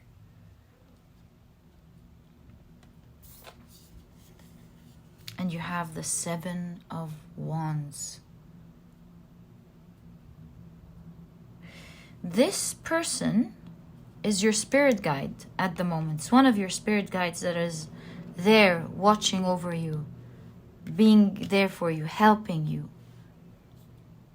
There was a great bond between the two of you, because despite all of this pride, there was a beautiful bond that was very special, that you didn't share with anyone else. You didn't share the real you with anyone else but this person. And so this person is there for you, still looking out for you with love and making sure that you are okay. Pile number 3. Now let's take a look at your cards. These 4 cards that we pulled out, because our question was, how can you heal this? And that's the most important question.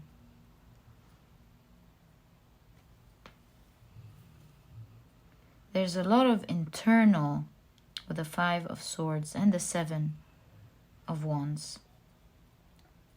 There's a lot of internal work here that needs to happen, because in Thoth, especially because this deck is like a child of RWS and Thoth. And in Thoth, the 7 is not really, the 7s are not really a desirable position, especially because it hangs low on the tree of life. And so I'm seeing here that, also what I want to tell you about the 7, seventh Sephiroth in the tree of life. It's one of the meanings is working individually as opposed to the 8s when you start working in groups. So putting this whole thing together, I would see that maybe you keep yourself to yourself a little bit. And so I see an invitation of opening up yourself, because with the 7 of Wands, it's like you're protecting yourself. You're not letting maybe anyone in. Maybe you're afraid. And so I see here an invitation of having faith and not being afraid that love will hurt you, not being afraid that love will be destructive, that it's here to get you maybe, unconsciously, without you maybe really realizing it.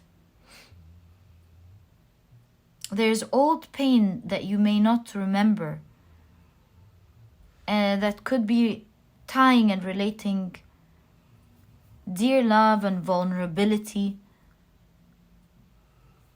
loving someone to the core with pain and loss and shock, huge shock, that things will come running down. But remember, pile number 3, with the tarot card, there's this thunder. It's a long story, but it represents the beginning of the universe, and it's like how the tree of life is connected through this the same movement as in the lightning, sorry, not thunder, the lightning in the Tower card, showing that from nothing a whole universe can be created. Just like the Hindu concept of shunyata, from nothing a whole universe was born and created. And so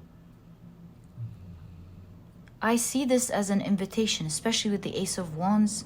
Ace of Wands is the source of the element, the source of passion. Give yourself space to have faith that not all love is here to get you, is here to hurt you, and here to break your heart.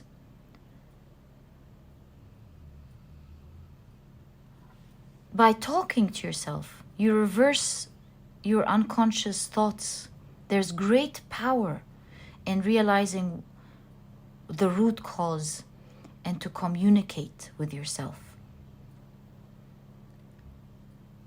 And I really see that by the realization of maybe what could be holding you back, and not fully opening up where you allow others to attack, but being mindful and opening up your mind to the idea that there is beautiful love out there, that a lot of people are able to stay together and create a beautiful, wonderful, healthy connection that lasts the test of time. And I see your guide here encouraging you to experience that beautiful love, is there for you, wanting you to do that in the 3D, to heal that part of your soul and to make a beautiful connection with another soul. Your guide will always be there for you, through thick and thin, as they always have. And only by opening up to the possibility that you create awareness, an awakening.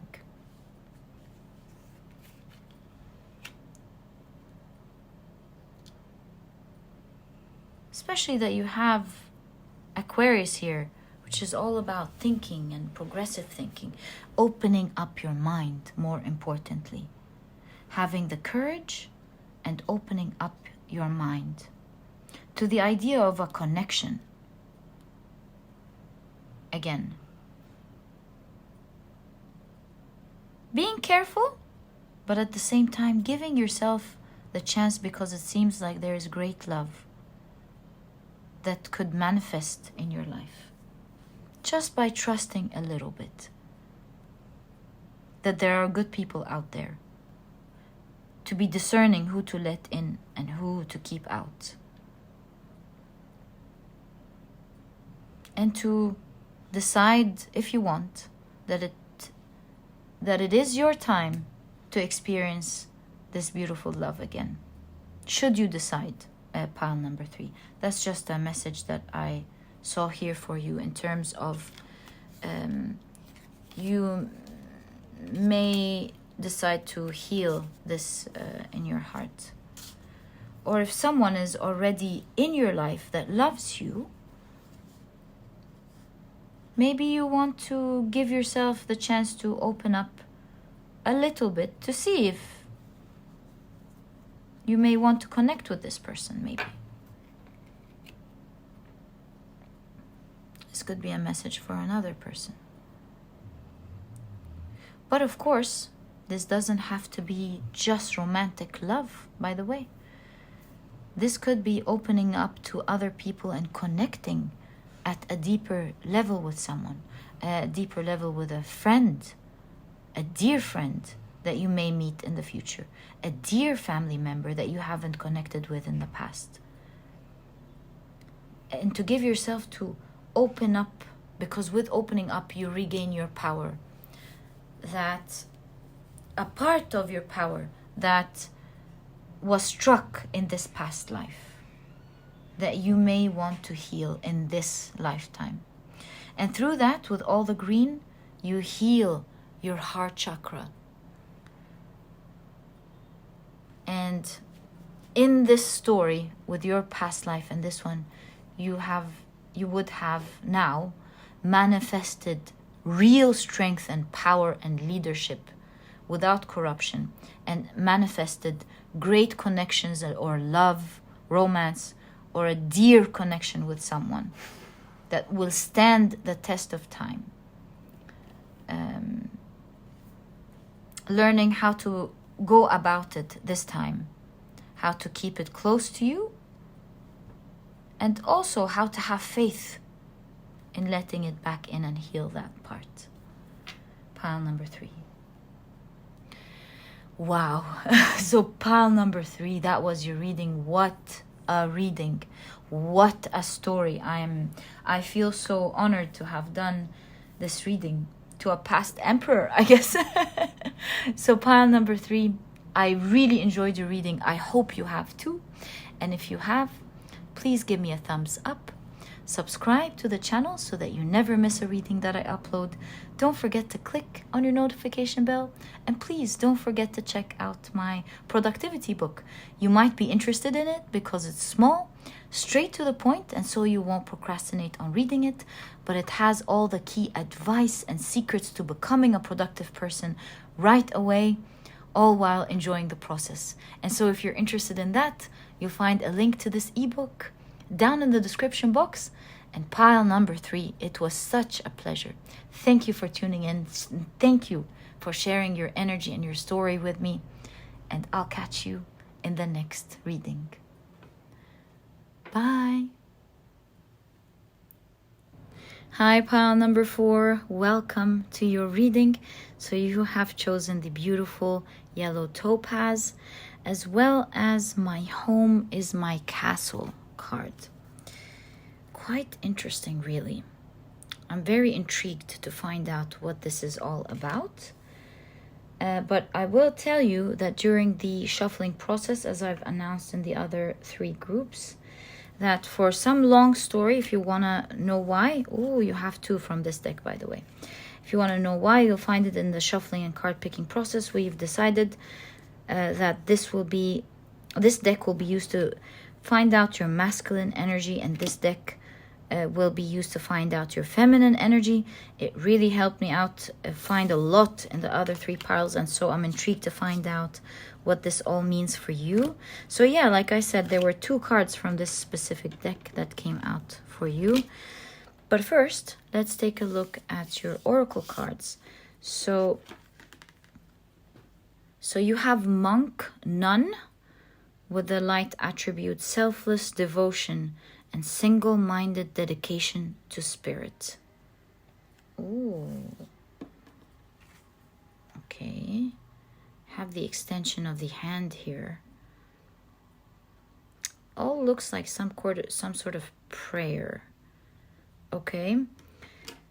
Oh, sorry. You have, with the shadow attributes, negative judgment of the physical world, excess piety. Okay, let's put this here and find out more from your cards, pile number 4. I'm so intrigued. Oh, you have the beaver. Okay, pretty cool. You have, don't make assumptions. Communicate with clarity. And you have a lighthouse here with words lighting up people's lives. Let's take a look at the other side. You have communicate with others as clearly as you can to avoid misunderstandings, sadness, and drama. If all humans would communicate with impeccability of the word, all of our relationships would change. There would be no wars, no violence, no misunderstandings. Now, you might be interested in checking pile number 3 if you were called for it, because there's a single word here that reminded me of something from the other pile. Okay, so let's take a look at your tarot cards now. So you have New World Order with the World card.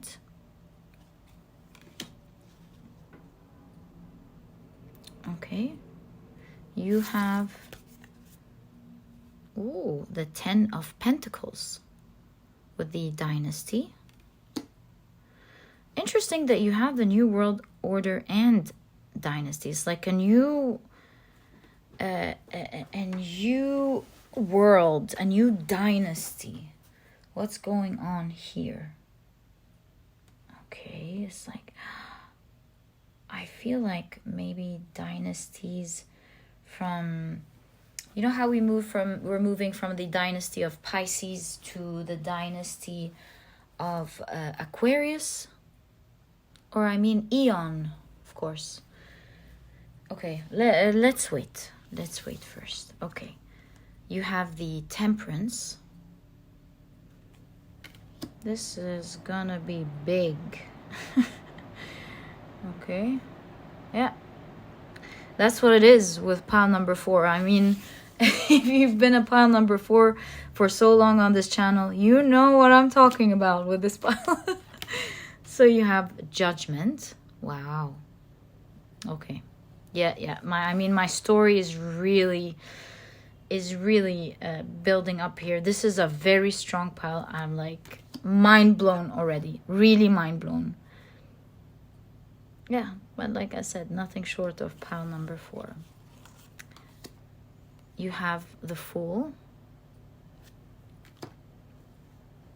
Again, starting a new dynasty. You have the Chariot. Wow.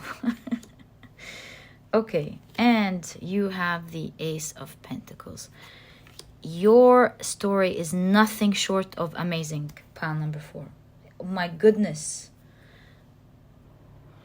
Now, seeing the Tree of Life, the 10 of Pentacles here, and seeing the sun child Horus is uncanny. I'm going to tell you my associations in a second, but you, pile number 4, came from an ancient Egyptian royal house, or you were a priest, a high priest, or a high priest daughter or son. You had a very high position. Not the ruling position, but you had a lot of secrets. A lot of, occult secrets with the high priest here in ancient Egypt. And I'm going to tie it all and show you what I mean here. In one of the dynasties in ancient Egypt, my home is my castle. You had a very high position. You had some power in your hands. And what I'm seeing here is because, oh my God, I don't know how to show you this, but I have to.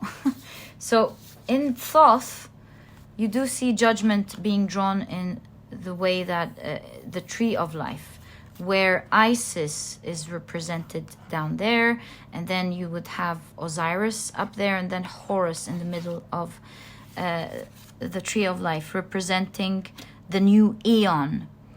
And I'm not going to get into the long story of Horus and Osiris unless it shows up in the story, and then I would tell you about it.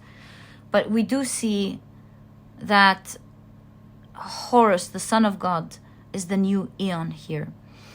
And we're all rising consciousness, because in the Thoth card, the sun is represented by the Hebrew letter Resh, which is our Resh, which means consciousness. Coming back to consciousness and awareness. And so I see how your past life here, especially, wow, that you have the yellow topaz, all about the sun and radiation and being seen and bringing awareness. So whether you are currently aware of the occult information that you had back in ancient Egypt, being a high priest or priestess, or relating to this family, you are being reconnected with this information, reconnected with this type of awareness, because you're supposed to now spread some sort of awareness with clarity. Wow. You're supposed to help bring us into the new eon here. A new beginning with the Ace of Pentacles. And you're moving forward, pile number 4, taking us all with you from the past to the future, despite the brick walls in front of you. Do you see how this chariot is depicted? In this lifetime, the knowledge that you have and the knowledge that you will be reconnecting with will not stop you with this age that we're in, with the blindness perhaps,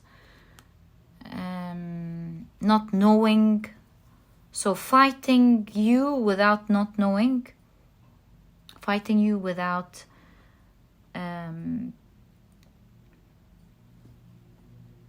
knowing that you have the truth. And you're able to, it doesn't stand in your way. You're going to march forward anyway. And you have on this card, I just noticed, ceci n'est pas un train, which means this is not a train. So this would say that you may appear as one form or one way, your message, and then surprise people with another. And so you won't really give them much chance to be able to stop you. You have a very powerful message that will help with the Fool here. Help us commence on a new eon, a new journey. You're helping us all rise. What occult information do you have here? I see you being reconnected with it. It's no coincidence how these two cards came together. It's unbelievable. Do you see two dynasties looking at each other, the old and the new? One that is enlightened with the sun, and one is holding on to the traditions with the Taurus. Eye to eye. And you breaking these boundaries and moving forward. Now, your reading is the only reading that is already very focused on the future. And not on the story of the past.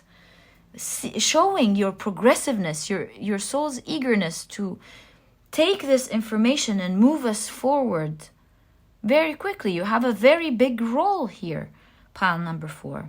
And a very big responsibility with the occult information. It's like you know a lot of things on an unconscious level. You'll be speaking clarity into existence. Well, what's going on here, pile number 4? And I'm going to take your tarot cards. I'm so intrigued. Because I want to know more about your past and how you're going to reconnect specifically. Wow, thanks a lot. With this, whoa, you have the Tower. You're bringing things down. Do you see? You are bringing things down into the new Horus, the Eye of Horus, the new Aeon. My goodness, this is uncanny. From different decks. Yeah, okay. So now, going back to our question, how are you going to reconnect to your information as a high priestess or high priestess or belonging to this ancient Egyptian family, please. How are you going to reconnect? Oh my goodness. You have the Seeker, which is the Fool's card again. But do you see this specific? I'm not going to even tell you about it. I'm just going to read it to you. Spirit in search of science. This specific Fool in this deck is in search of a certain spiritual path, is there to continue a journey, to reconnect and start a journey within a new phase. Do you understand? So you've already started this phase in a past life, and now it's a new journey, but a continuation of one that you've already started. Pile number 4. Oh my God, this couldn't be a coincidence. And you've come into this world a lot with all these pathways, and you're continuously moving into this journey. I just noticed. You see a little animal standing there. I just noticed this for the first time. It's like it's secret, but be careful. You might be seen here.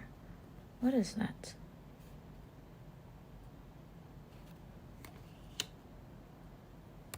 Oops, sorry. I get it. So you're a curious person by nature, pile number 4. And you continuously go into the path by seeking this occult knowledge, by seeking spirituality. It's just part of your soul as a high priestess or a high priest. And you always regain back your knowledge by seeking clues. Messages and clues are left on your path, and they're like this beginning of the path that you can hold, and which you continue. So that's how it seems like you gain back access to everything that you've built. You know it, your soul knows it. Once you connect to it, you know your way back right away. It's like you know on a soul level this information. It's so easy for you to understand it by seeing a clue, because you already have the common sense for it. And you see one clue and it sort of reminds you of what everything means. You don't know where you're getting all these conclusions and all these brilliant analysis from.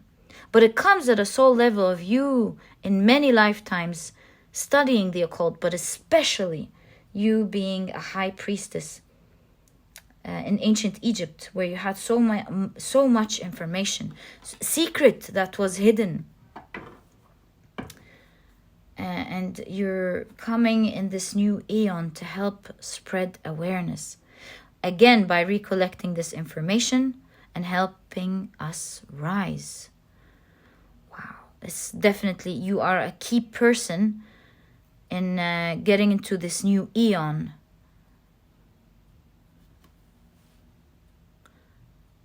Pile number 4, wow.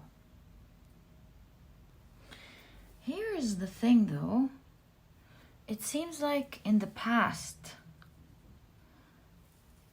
there was head-to-head with power, a power struggle, a power game. Perhaps between you as a priest and the kingdom, the king, who also saw himself as a god. And so there was head-to-head here in your story. Because if I remember correctly, which ancient Egyptian king was it? Oh, of course, it was, oh my God, how can I forget? Akhenaten. Yes, Akhenaten. Oh my God, you were a high priest in the dynasty of Akhenaten, because Akhenaten suddenly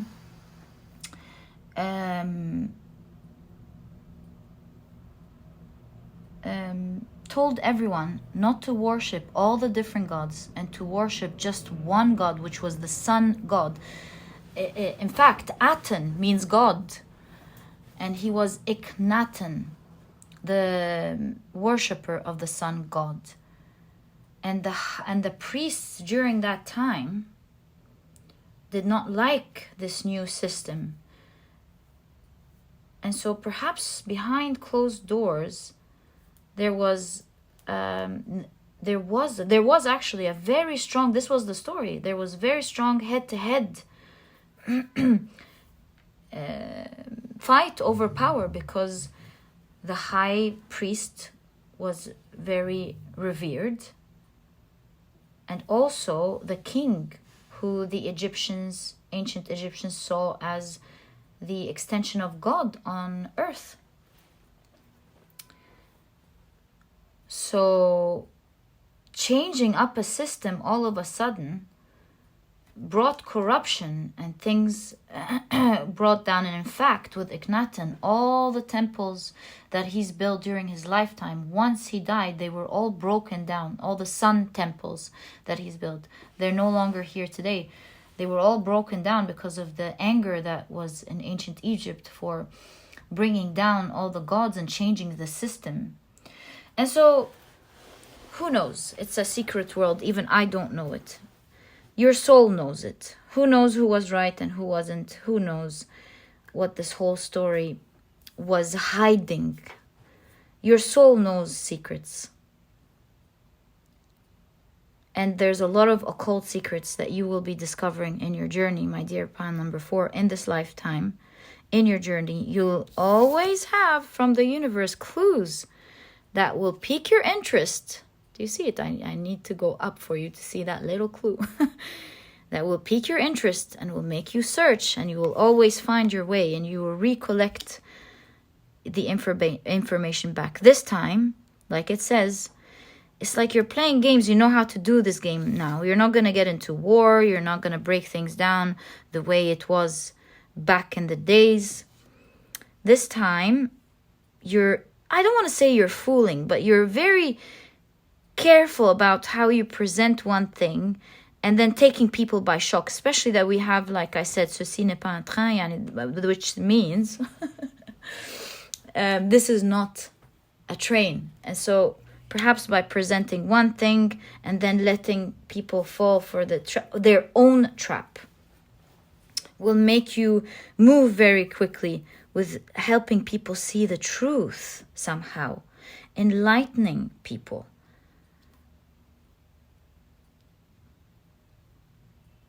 Oh, wow.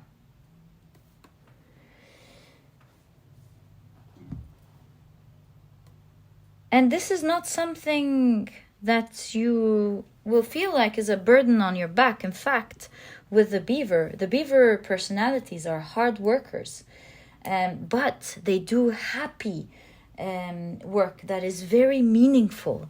And so, yeah, this is why we can clearly see that you have a lot of passion. In fact, you're the only pile where we're speaking mostly about your future than your past. You're so passionate about finding the truth and helping the world out into this new sun eon. After so much corruption, what are we hiding here? The Ace of Pentacles. You're bringing things down to start a new beginning. That's what we keep seeing in your reading. You're bringing things down, but you're bringing it in a very clever way. Enlightening others in a very smart way. Perhaps like the occult, showing one thing but not showing what exactly it is. It's very intriguing, the symbolism in the occult. It's just amazing.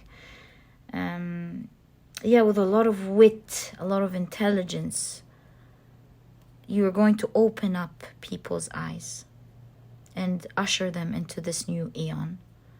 Pile number 4. In fact, we do see here with the white flower showing peace. So you're doing it with a lot of peace. One has blossomed and two haven't yet. And so you've already gone through a long way from your past lives, moving, helping in your line of family, soul family, helping in creating awareness. It's like a mission on your shoulders. It's a very special family that you come from, a soul family, ancestral soul family. Very special. It's like you've been carrying this message and this responsibilities over generations and generations.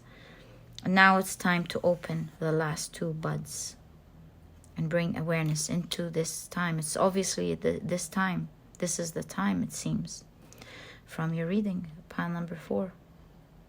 I'm so impressed and intrigued. And this being a secret thing, I just wish I can tell you, hey, can you share some of these secrets with me? Well, I'm just joking. I wish you all the best of luck, and I know that the whole universe is there with you, pile number 4. Thank you for helping out, bring awareness. Yeah, the light's coming out again with your hard work. You see what I just noticed with the shadow attributes: negative judgment of the physical world, excess piety. It's like you are here to reverse this our mode of moving from sticking to traditions too hard. Just like with the age of Osiris, it's all about governments, organizations, community. And Horus is all about individuality, being self-reliant and independent. And so you're waking each and every individual up to depend on themselves, to find their own path, breaking from tradition, as we saw. See, from the group to one. It's unbelievable. My home is my castle. It's like you have everything within you, teaching everyone that they have everything within themselves, that they are their own sun. Wow. Pile number 4 will never cease to amaze me. In fact, I'm so blessed and grateful that this pile chooses to watch my channel. Thank you so much, pile number 4. And I wish you all the best of luck in your journey. May you flourish and do amazing things with your work. Oh, I see you have a role in family as well. Creating healthy family? Why is that coming up? There's a strong... your family, your role also is quite focused on, because of self-reliance, you're helping family connect. You're going back to what's important, not the outside collective, which is of course is important, but helping the family rely on itself. Going back to bring awareness on how to treat children, perhaps, on how to educate everyone, or how the family could educate itself, how to bring information for oneself, how to feed and eat the right food. It's endless. It's like not taking care of just the community, which is very important, but to help the community through helping each and every one on their own.